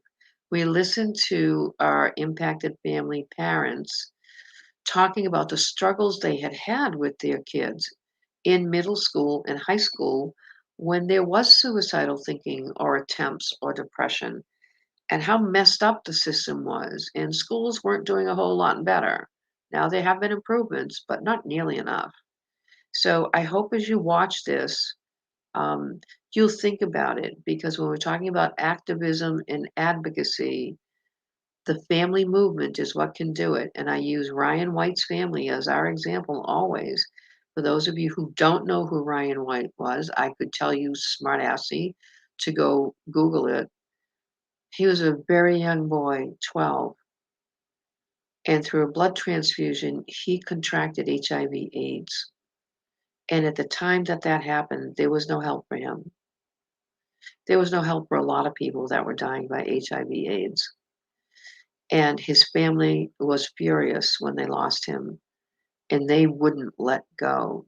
They went after city government, state government, and finally to the federal government to get funding, to get the financial assets they needed to really do the research on how to prevent HIV/AIDS, how to treat it, and more importantly, how to do that treatment so the quality of life of those who had contracted it could be a quality of life.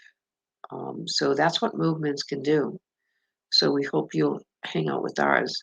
But right now, Marissa is going to transition me out backstage, and we're going to see Voices Still Unheard.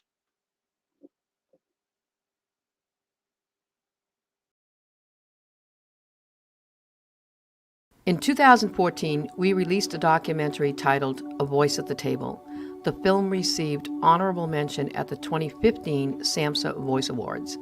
It was a call to action to listen to the voices and lived expertise of suicide attempt survivors, and that led to the next obvious question for me.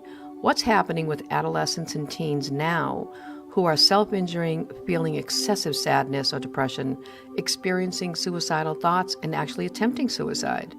And what about their parents and caregivers? How do we open that conversation? We spent 2 years listening to young people from 13 to 33. We listened to parents, exhausted, frantic, and filled with fear. We listen to parents who have lost children to suicide. We listened carefully to all, but we came away deeply concerned that their voices are still not heard. So while I know we're doing great work and prevention is wonderful, the national strategy came out a few years back, and one of their goals is to not let someone get to that point of being suicidal, number one, and number two, if they did and they had an attempt, what do we do with them now? When I first attempted was when I was 12 years old, and that's when everybody found out. And it was obviously really difficult for my family to deal with, especially since I'm a lot younger than most people are when they first experience their depression to that extreme. I just didn't fit in that crowd that I was surrounded with at all. So the issues kind of slowly came up and up, and I always felt like I was a little different from everyone. It pretty early on stemmed from that into me thinking, I don't want to be here. I don't know what that meant, but I just knew that I didn't want to be where I was at that moment. Be it school, home, or whatever, nothing felt right. Who do I call? How do I get this ball rolling? But the problem was that without her being in immediate danger, there's sort of either get on a 6 or 8 month waiting list to be seen in a non-urgent way, or urgent enough, like call an ambulance, get to a hospital. So we really couldn't, there wasn't a middle ground. I didn't want to wait. I didn't think she could, continue progressively getting worse while we waited to be seen. One of the things that we talk about is how to talk to the young person about it. It's really important to make that connection. One thing I always say to the parents is, don't get upset if they're not talking to you, as long as they're talking to somebody.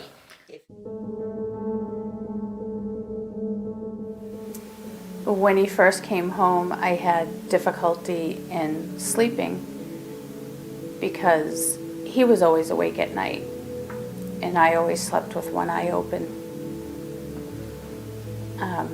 Our fear of letting him go down to his new bedroom that he helped remodel, was that between our room and there was a door closed between us. He will not talk about it with me, never has.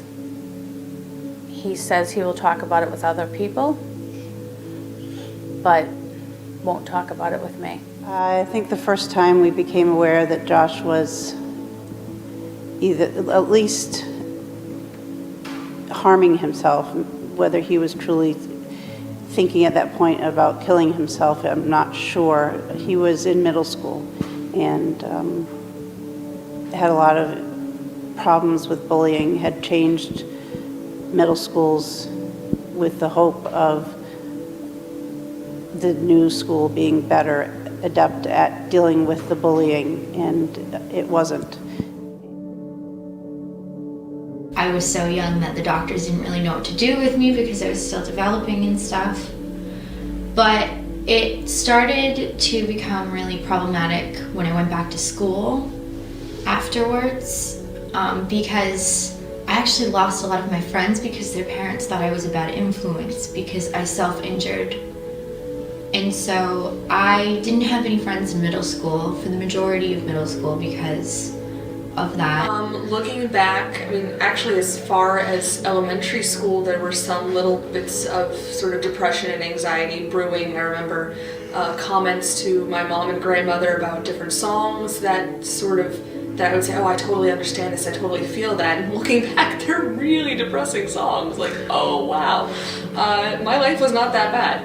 But, and then continuing into middle school, there was depression, there was some social anxiety, and a lot of body image issues, sort of especially 5th grade into 6th grade was when I sort of started becoming aware of all the pressures of how to look, how to act, how to be around people. So that's sort of where I think everything started for me. I just want to know, I don't have a microphone because we can't use one in here, but can everyone hear me okay? Yes. Okay, great, awesome. I know, I got a big mouth, that's Portuguese in me.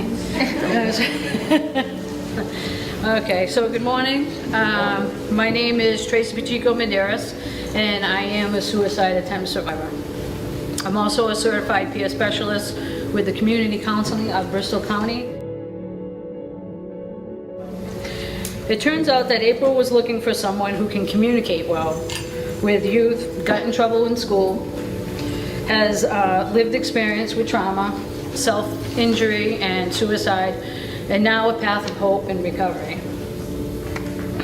Yeah, oh yeah, that's me. Almost forgot. Public events like walks and motorcycle runs raise awareness about suicide prevention. But suicide is everyone's business.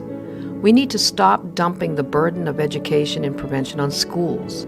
The entire community needs to step up and take responsibility for our children's well-being by creating a safe, non-judgmental environment for everyone to talk openly about mental health concerns as we do about public health. I first was very depressed over the anti-Semitic comments and just stuff that was going on in my personal life. That mainly was that I felt upset and I just didn't know what to do, so I thought, why even bother? So I ended up attempting suicide twice within the span of 2 years, just trying to get rid of it, and neither time was I hospitalized because my middle school thought that I would still be fine to go back to school. Part of my son's discharge from the hospital was that we had to have an intake conference prior to him going back to school. They would not release him from the hospital without that conference being done. So the morning we showed up at the school, we walked into the school and they told us we didn't have an appointment. And they would not let him back into school. And I told him that was impossible because he would not have been released from the hospital without this appointment being pre-made. And we were not allowed to go back to school that day. So the frustration on my face, not only on my son's, you could only imagine after being in the hospital for 11, 12 days.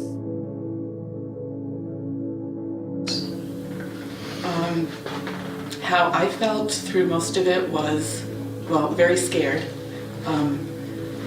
In a way relieved that she came and asked for help and I wasn't finding out when it was too late, because I've seen that happen. But it's one of the things in parenthood that you're not prepared for. It's not, we've used this phrase before, it's not in the handbook. So who to ask, when your kid has a cough, you know who to go to. If your kid has a problem with reading, to the teacher.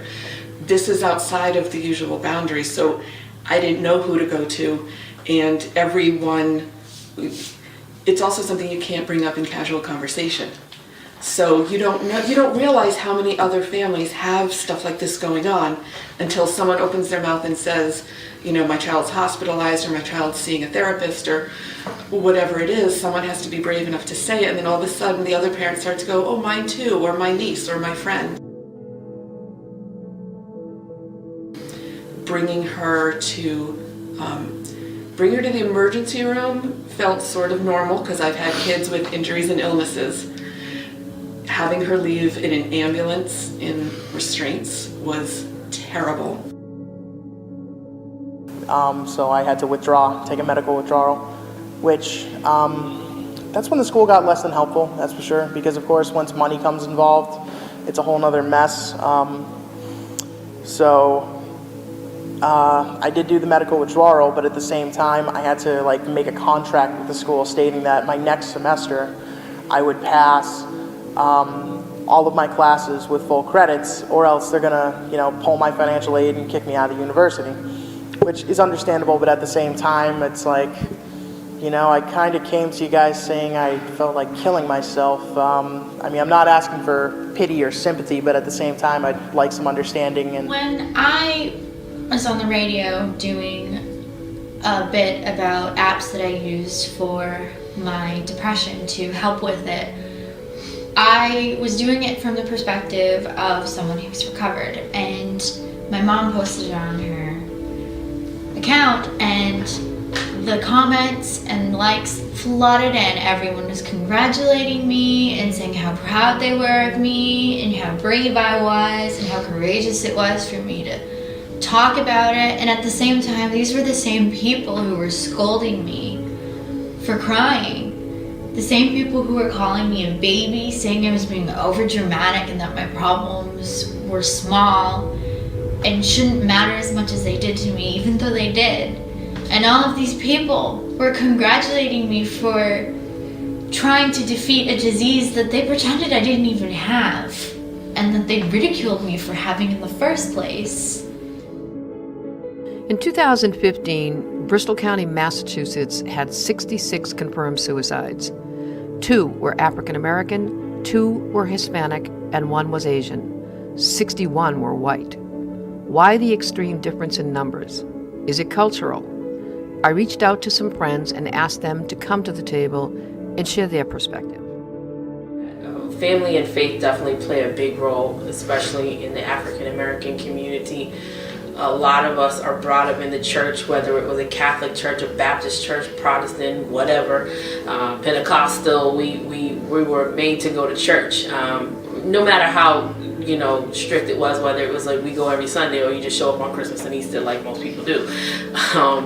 It was always something, but either way, God always played a role in your household. But also, I feel like, and this is just my own personal opinion, I feel like a lot of Black families are built for resiliency.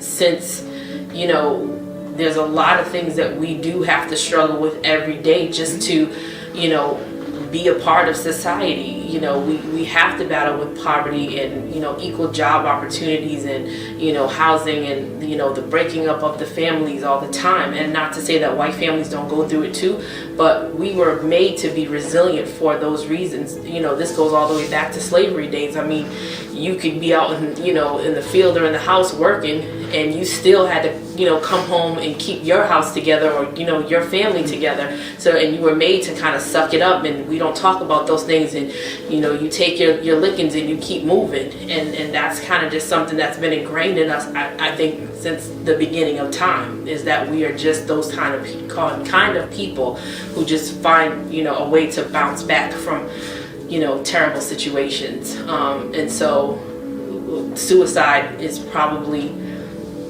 not as common in our culture because of that reason, because we were kind of made to be resilient in tough situations. When I was in school, you really couldn't tell. At least that's from my perspective, because you really couldn't tell if someone was struggling or not. And that's because, truthfully, everyone talked to each other. Now, the way things are, especially with the way technology is that it's so fast and you can research it so fast. Like if you're a kid and you have a cell phone now, if someone's struggling because they write it on their Facebook wall. Well, we didn't have Facebook. We had what's called, we had normal people. What we did was we wouldn't talk to someone. So if you did see someone that looked kind of weird, you just ask them, everything all right? And then they would talk about it. But the way times have changed, it's scary.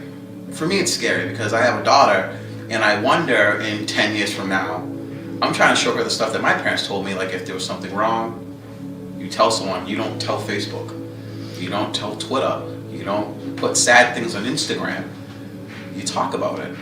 And that's the dramatic change from when I was a kid to now. When I was a kid, you really didn't notice because people just talked. And it wasn't about talking about someone being sad, or it was just unknown. It was very, very unknown. A lot of people that I went to school with, if they had problems, it was shared problems. And what I mean by shared problems, it was, my dad lost his job. Well, my dad lost his job too. Let's go outside and play. It's because we knew how to cope, we knew how to talk to each other, because we would just tell each other, hey, this is what's going on, and then we'd move on from it. Now, it's like, it's a burden on a kid. Now, what I will say is that, with their destructive behaviors as far as getting involved in gang activity, drug activity, alcohol, so they were destroying themselves in different ways. Whether they took their life away because they ended up in prison for the rest of their life for their behavior, or they took their life away because they developed a drug habit or an alcohol addiction. There were different ways, or even just being promiscuous and, running the HIV rates up through the roof. There was many other ways that we were kind of destroying ourselves, but it wasn't in the way of, I'm gonna take my life. Stigma is nothing less than prejudice and discrimination. We need adolescents and teens to not feel they will be ridiculed or judged for speaking about how they feel. We need to stop labeling self-injury or excessive sadness as attention-seeking. It's a cry for help. And they need to feel safe so they don't keep cigarettes. Young lives are at stake here. We need to listen and really hear their voices. My sister has a lot of help in school now. Like if she needs to go somewhere else, she has special permission to go, or if she needs like extra time on a test or something, she has stuff like that. I think we should start doing that instead of just for like special needs. Like she's not special needs, but she has like particular needs for her anxiety and things like that. And I think we need more of that for kids, because like when you're depressed, you don't want to do anything. You don't feel like doing your schoolwork, you don't feel like focusing, you don't feel like doing any of that. And we need a place where we can just go to a more friendly or warmer environment instead of like plain white brick walls that are just, I feel like they're closing in on you. You need a place where you can go and just, like breathe. A nice house. But you need like a place where you can go and you can just breathe and then settle yourself back and be like, all right, I know I'm sad, but I gotta get this stuff done, and this is a good place to do that. We need more friendly environments. We need more places we can talk about how we're feeling without being judged, because like it's hard to go to a school psychiatrist 30 minutes once a week to someone that you don't even really know and probably don't even click with, because not everyone clicks with all the psychiatrists at school, and sometimes they're not helpful and shouldn't be helping kids. Growing up having psych issues and having, feeling suicidal, which I did a lot. I was judged even sometimes, by my family sometimes, just, because even to this day, like when something happens, like something bad happens to something in my family, or my mom goes to the hospital or something, that a lot of times they're afraid to tell me, because they think, oh, if we tell her, she's gonna get upset, she's gonna do something, hurt herself. And I get that a lot, because even though it's been 6 years and longer since I stopped cutting,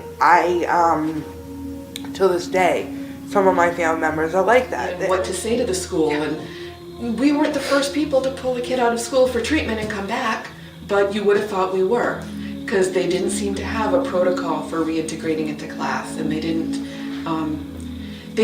don't have a very graceful way at our school of if you're being seen in the center that they have upstairs for kids with issues, and you can get some therapy through them and guidance.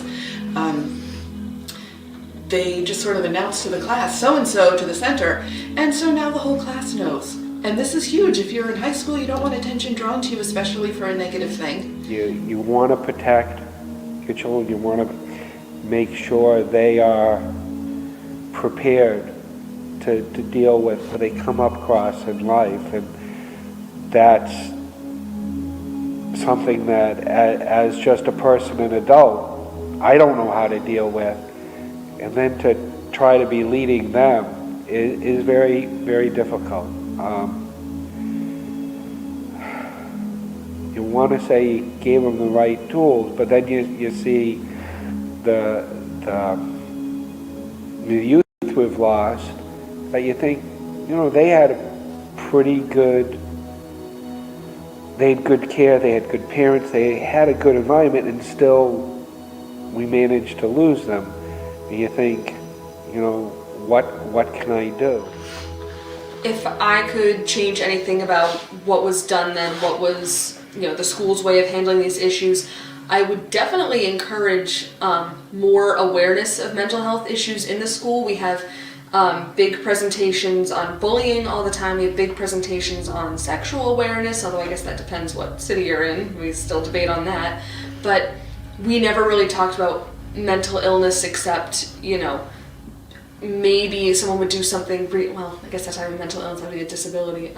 We never talked about it. We never made it normal. We never made it something you could talk about. School was never an environment where you could say, oh, you know, I have depression, or I have anxiety, or I have this, without getting looks from everyone. And even Dr. Julie Searle from the University of Kentucky and president-elect of the American Association of Suicidology recently published a study that shatters our old thinking about how many people are impacted by one suicide.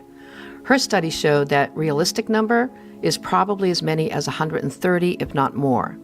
A few months ago, we sat with 125 teens who were grieving the loss of a friend to suicide, proving her point, and that didn't even include their parents. It's unacceptable that we don't have more programming options in place everywhere to help these kids process their grief and to help them to heal.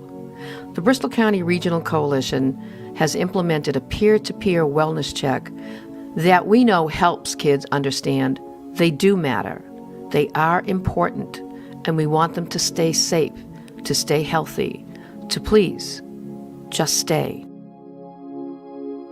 Getting to what I missed. I missed an opportunity.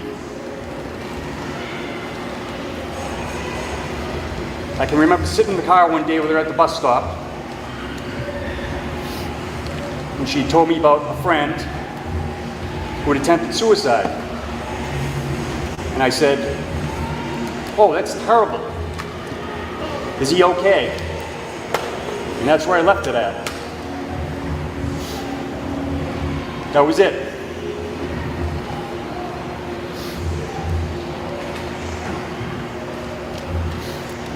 That's what I missed. I had an opening for a conversation about suicide. I could have told her how devastating it would be to a family. Everybody you know, all your friends, it affects so many people.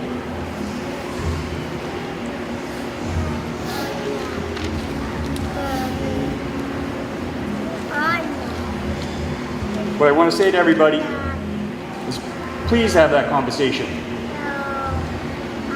You have a son, a daughter, a sibling, cousin. Talk to them about it.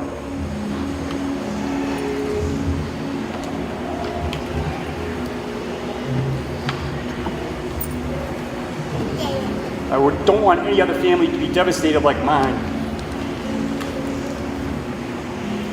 Please don't miss that opportunity. Take that opportunity and talk. Thank you.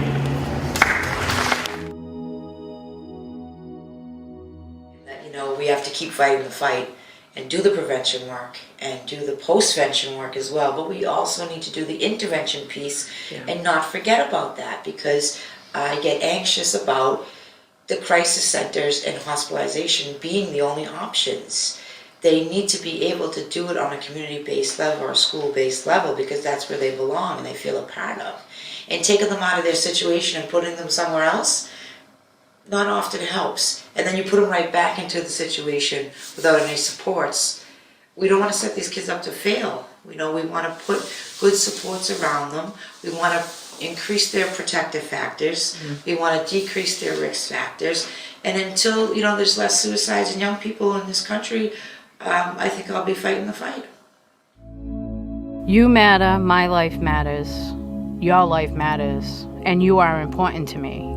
I want you to turn to the person beside you and say, you matter, because you all matter to me.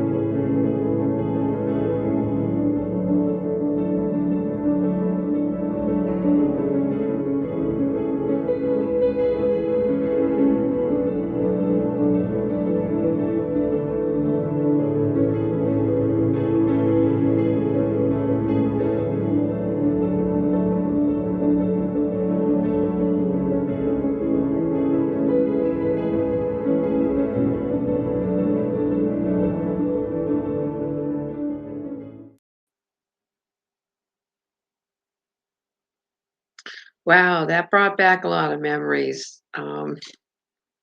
I can't thank everybody enough who participated in that. And my head is already swirling, and it has been for a while, that we have some more films to make. I'd like to talk to you about the fact that most of tonight, all of tonight, if you haven't figured it out now, is about effective storytelling, because I believe it's a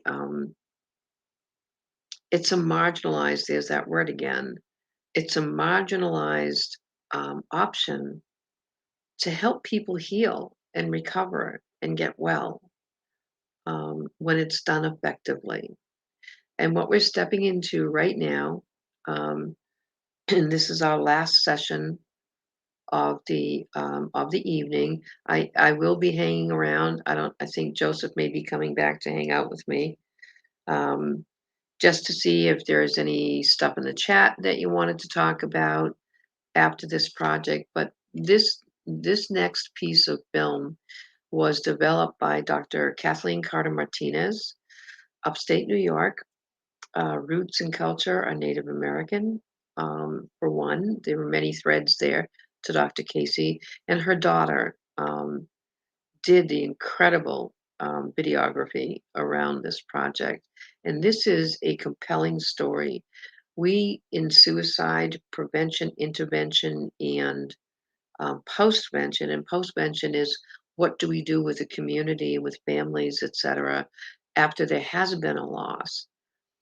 One thing we still don't have a really good grip on is how do we talk to the young children about those losses? How do we address that? When Dr. Casey, when I first received a copy of her book, I was amazed. What a storyteller! And we now are using these when we send for any of our grief support. So we have that for children. The schools, some of the schools have copies. So please, without any further ado, where do we come from? Where do we go? Dr. Kathleen Welcome to Carter Shywin Martinez. Center for Trauma and Healing's Fireside Circle for Healing. I'm Dr. Kathleen Carter Martinez. Here at Shywin Center, we are very passionate about our work in compassionate mindful recovery from personal traumatic events and personal losses. As practitioners and educators in compassionate mindful recovery, we invite everyone to sit in our fireside healing circle. Everyone is welcome. Anyone who is struggling with the loss of a loved one, or anyone who's struggling to recover from the aftermath of personal traumatic events, are welcome. All are welcome. You don't need to qualify to be here. If you have a willingness to sit with us in our circle of healing, you are welcome. It's that simple. We're going to talk about two questions. Where do we come from, and where do we go? Two questions that children all over the world ask their parents all the time. These are the questions that as parents we really struggle. How to answer these questions are such sensitive and often fear-producing questions for our children. How do we answer them in a safe way that makes them feel safe and secure? We're going to try to do that when we read my book, Where Do We Come From, Where Do We Go? Together we will follow the journey of 5-year-old Isakoi and her mother, who is patiently trying to quiet the fears that her daughter is feeling in her heart. She is trying to do that by answering the questions. She is also trying to explain what happens when we lose someone that we love. As we near the end of our journey with Isakoi and her mother, we hope here at Shywin Center that Where Do We Come From and Where Do We Go will inspire feelings of hopefulness and healing in the hearts, minds, and spirits of everyone who is struggling in the aftermath of losing someone that they love, and that feelings of compassion and kindness will be rekindled, and that perhaps, just maybe, we are never really parted from those that we love. Where do we come from? Where do we go? Isakoi is 5 years old with auburn hair and big blue eyes that are often filled with many questions. Every night at bedtime, Isakoi asks a question that takes a long time to answer. The mama was trying to bring her little one in from the gardens for bedtime when she heard Isakoi ask a question. "How old are you?" Isakoi asked her mother. "Old enough." "Old enough for what?" said Isakoi. "Old enough for everything." "How old is Daddy, Mama?" "Old enough to know better." "Mama, if you are old enough to know better, can you tell me this? Do you know all the secrets of the universe?" asked Isakoi. "Are there any secrets that you can tell me?" The mama sat quietly looking at her little one, thinking, leave it to the child to ask such a huge question right at bedtime. The mama sighed, knowing that Isakoi would not go inside until she had some answers. "Yes, I know some of the secrets of the universe, not all of them, but just a few of the special ones. Is there something that you've been wondering about?" the mama asked. "Well, Mama, I have been wondering where people go when they die." The mama paused and thought, this is not an easy question to answer at bedtime of all times. "Are you sure, Mama? Are you sure?" Isakoi said. "Yes, my child, you can believe me when I tell you that this is true," the mama said. "Now you have time for one more question before it is time to go to sleep. Is there anything else that you would like to know?" the mama asked. "Oh yes, Mama, oh yes there is," Isakoi said. Suddenly, looking so very sad, Isakoi took her mama's face between her hands and in a frightened voice whispered, "Is it true that you and Daddy are going to die someday and fly away and leave me all alone?" The mama caught her breath and thought to herself, how can I explain this part of life's journey?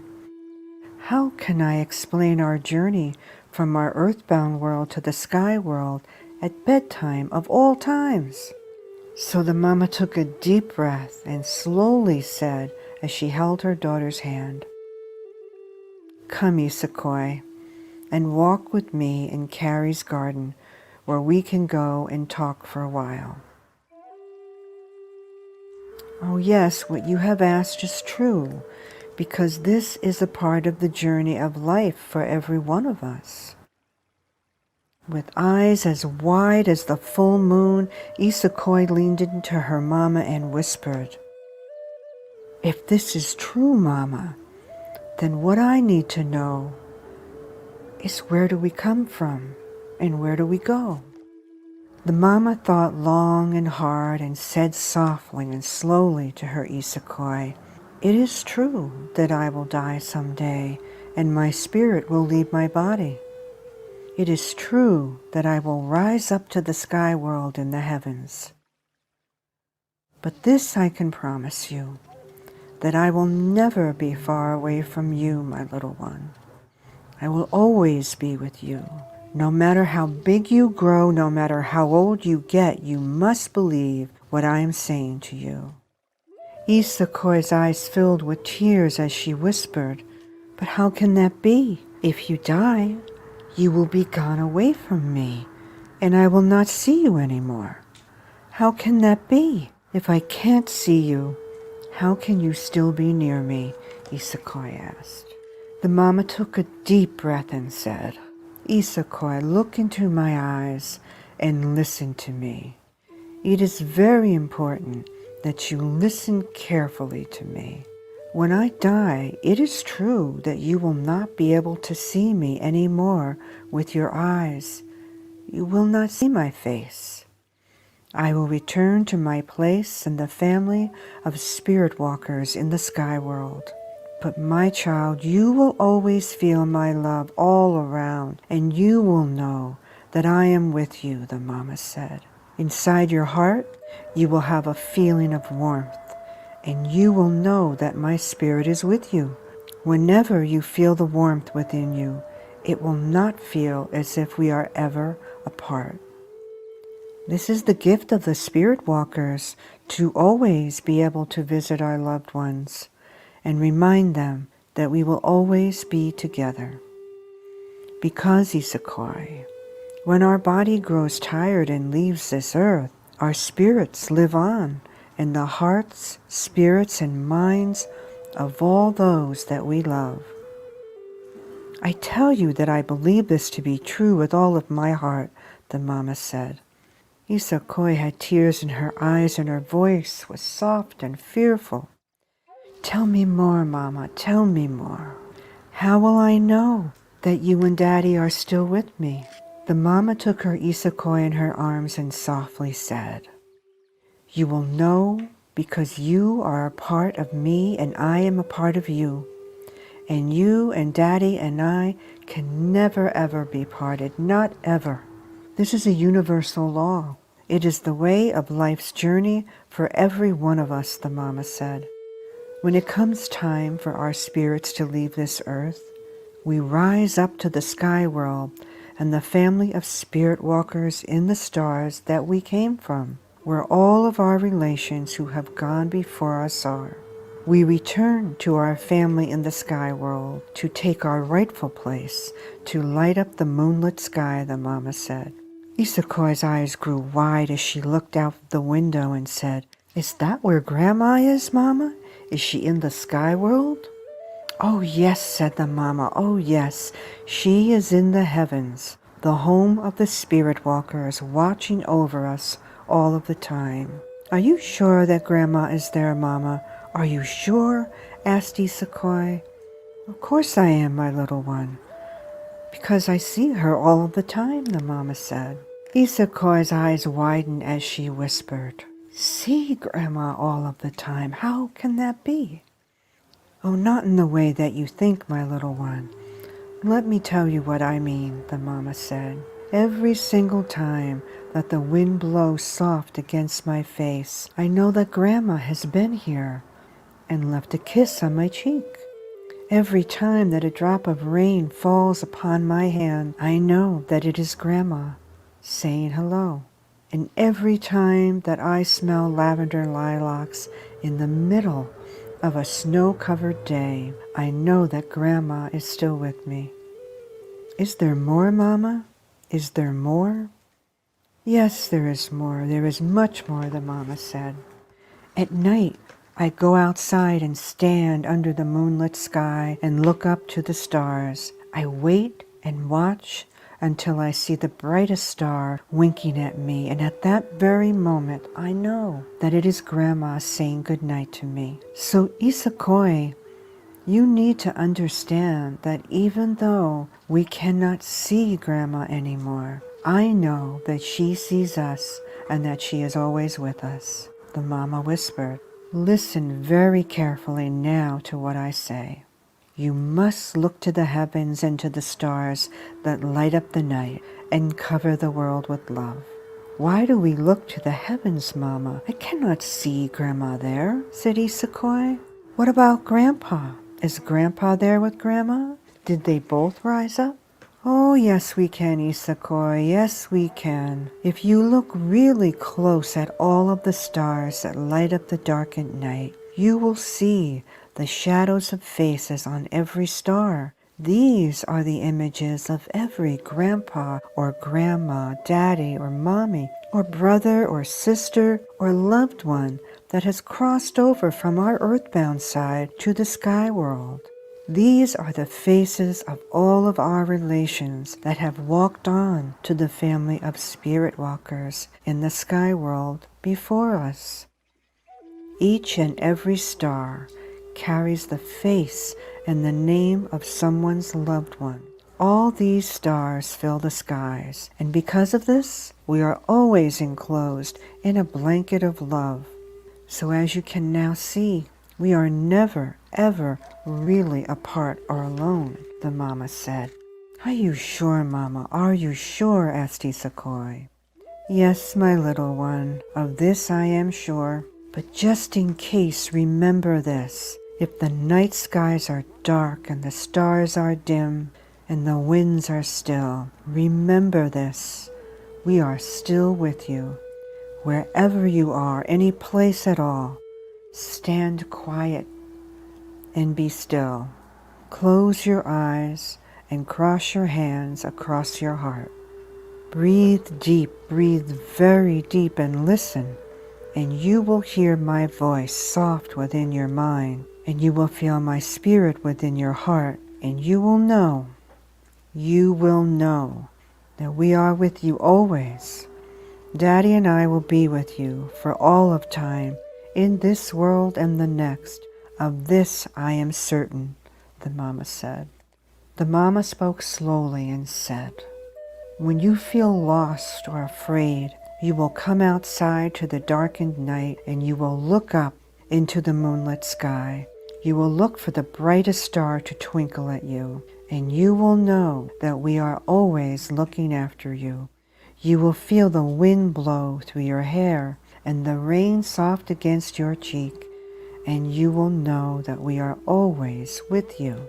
If you close your eyes and wait, you will feel Daddy's arms around you as if in a hug, and you will know that he is always with you wherever you are. No matter how old you are, you will find peace and comfort in these warm feelings and signs, and they will calm you and fill you with a deep sense of love, just like a hug. Believe this, my child, with every beat of your heart. We are joined together throughout all of time, forever and always. Remember, we love you more than all of the stars and all of the moons and all of the universe and all there ever was for all time. Nothing can ever change that. Remember what I have taught you. For if you remember where to look and what to do, Daddy and I will always be with you, no matter how old you get. Remember that we love you so, forever and always and back again. We are always with you in this world and the sky world, and you are forever with us, forever and always. The tapestry of our love will hold us together for always. Remember that someday in the far-away future, when you are much older, the time will come for you to return to the sky world. When your time comes, you will feel the wind blow softly as our love surrounds you, and you will know that it is your time to return to the star world. And as the foggy mist starts to swirl around you, you will start to rise up. When you open your eyes, you will see that Daddy and I have come together to bring you back to our home in the sky world, where all of our relations will gather to welcome you home. Remember that we will always be together, both in our earthbound world and in the sky world. Remember, we love you more than all of the stars and all of the moons and all of the universe and all there ever was for all time. Nothing can ever change that. Remember what we have taught you.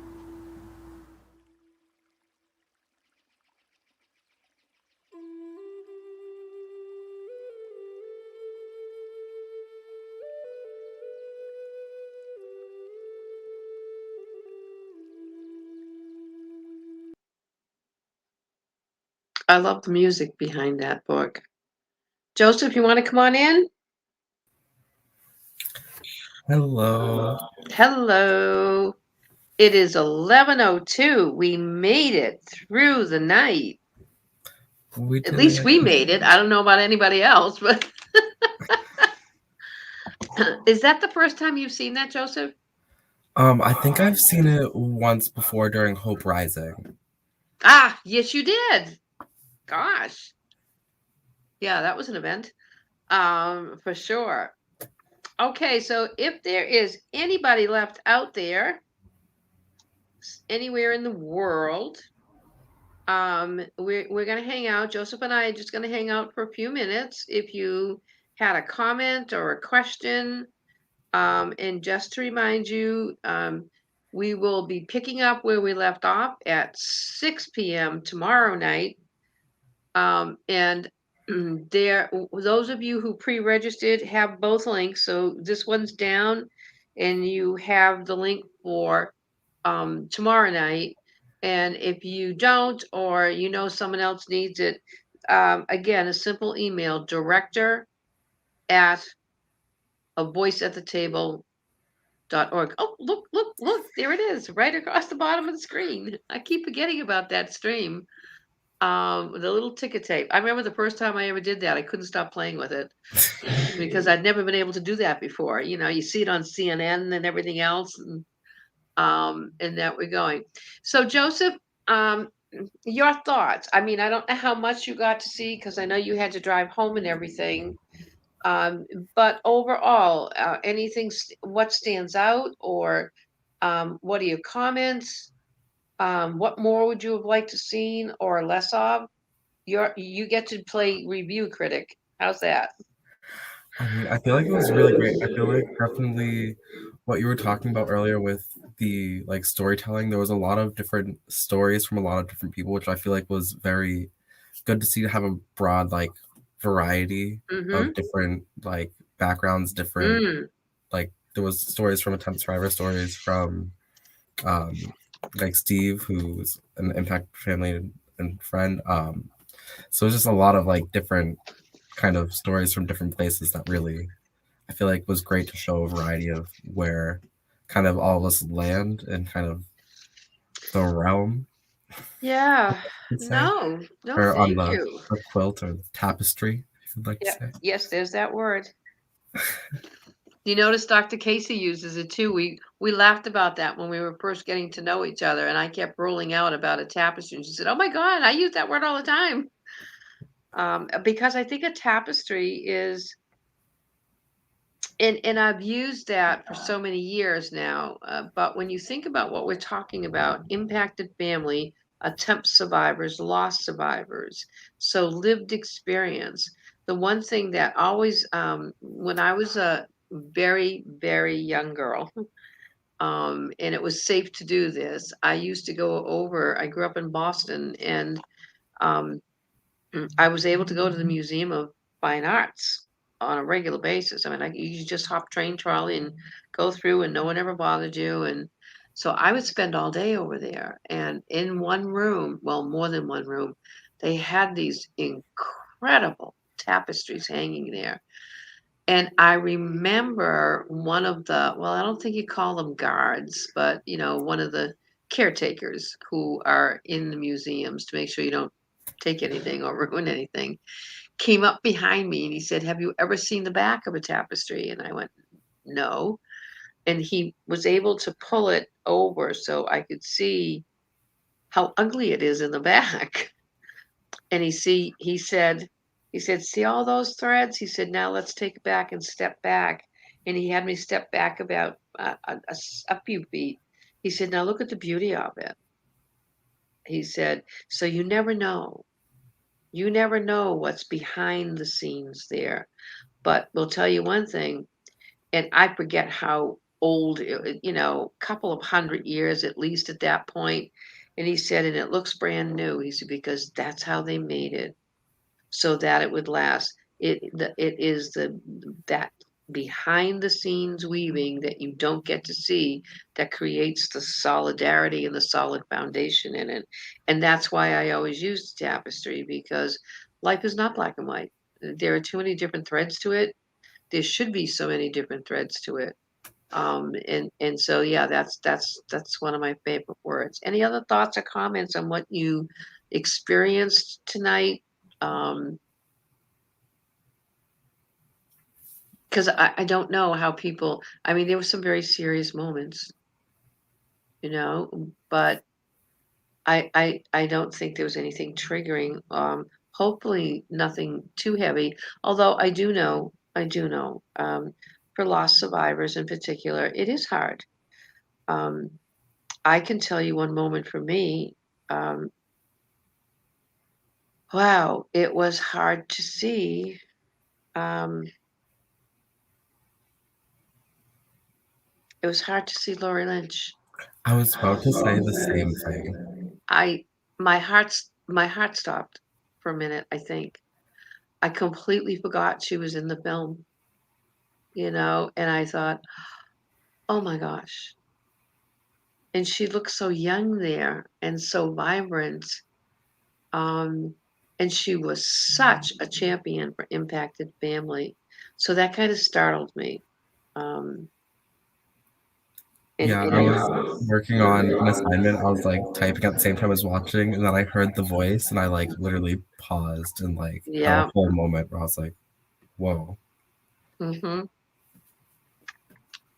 I also recognized, I don't know if Kelly and Rich are still with us tonight, but the closing of the film, where you hear Tracy's voiceover, that was, I'm not sure, I think it was the first event, dance event and everything that they were holding in honor of Brett. And so I stepped back at that too. And then to see Steve in the church after he mentioned that the first time he spoke in public was at our walk, and that was the first time he ever spoke. And I can remember him shaking like a leaf, because he was standing in front of close to 300 to 400 people at the walk, but he said he wanted to do it. And so if you're out there and just listening to us babble, we're not going to do it much longer, but this will be available to see later. And that's the point, is to get these points in there. So any last words, my friend? I don't know. No? It was That's just kind okay. of a long but like good night. It was the intention was to be long. When we were dealing with Hope Rising last year, we really had originally talked about doing it down over. We started at noontime and went to midnight. And we had discussed, because of time zone differences across countries, because we went as late as we did into the night because we had speakers from Australia coming on. And we couldn't ask them to. It was not fair to ask them to get up at 3 in the morning, to come on board. So we extended it. And yeah, when Jen Carson and I were first talking about this with Margaret Hines, we said, why do we do it all overnight? Why don't we start at like 6 in the morning and go till like midnight the next day? And then we went, yeah, no, that's way too long. But it's funny. I know that there'd be someone out there who at this time might be alone. And that's why we went as long as we did. We knew it was going to be a long stretch, but we all know that, and certainly as we are still not yet out of pandemic, that there are people that are isolated. There are people who can't get out. And so I thought it only fair to go the stretch, on the outside chance that someone tuned in and went, oh my God, thank you. Someone else feels the way I do.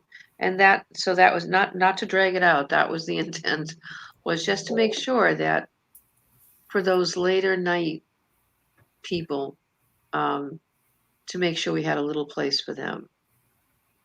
So I guess we're just going to say, first of all, 1,000 applauses. Thank you, Marissa, for pulling this off for us, because as the whole night was going on, I kept saying, I am so grateful we have a producer.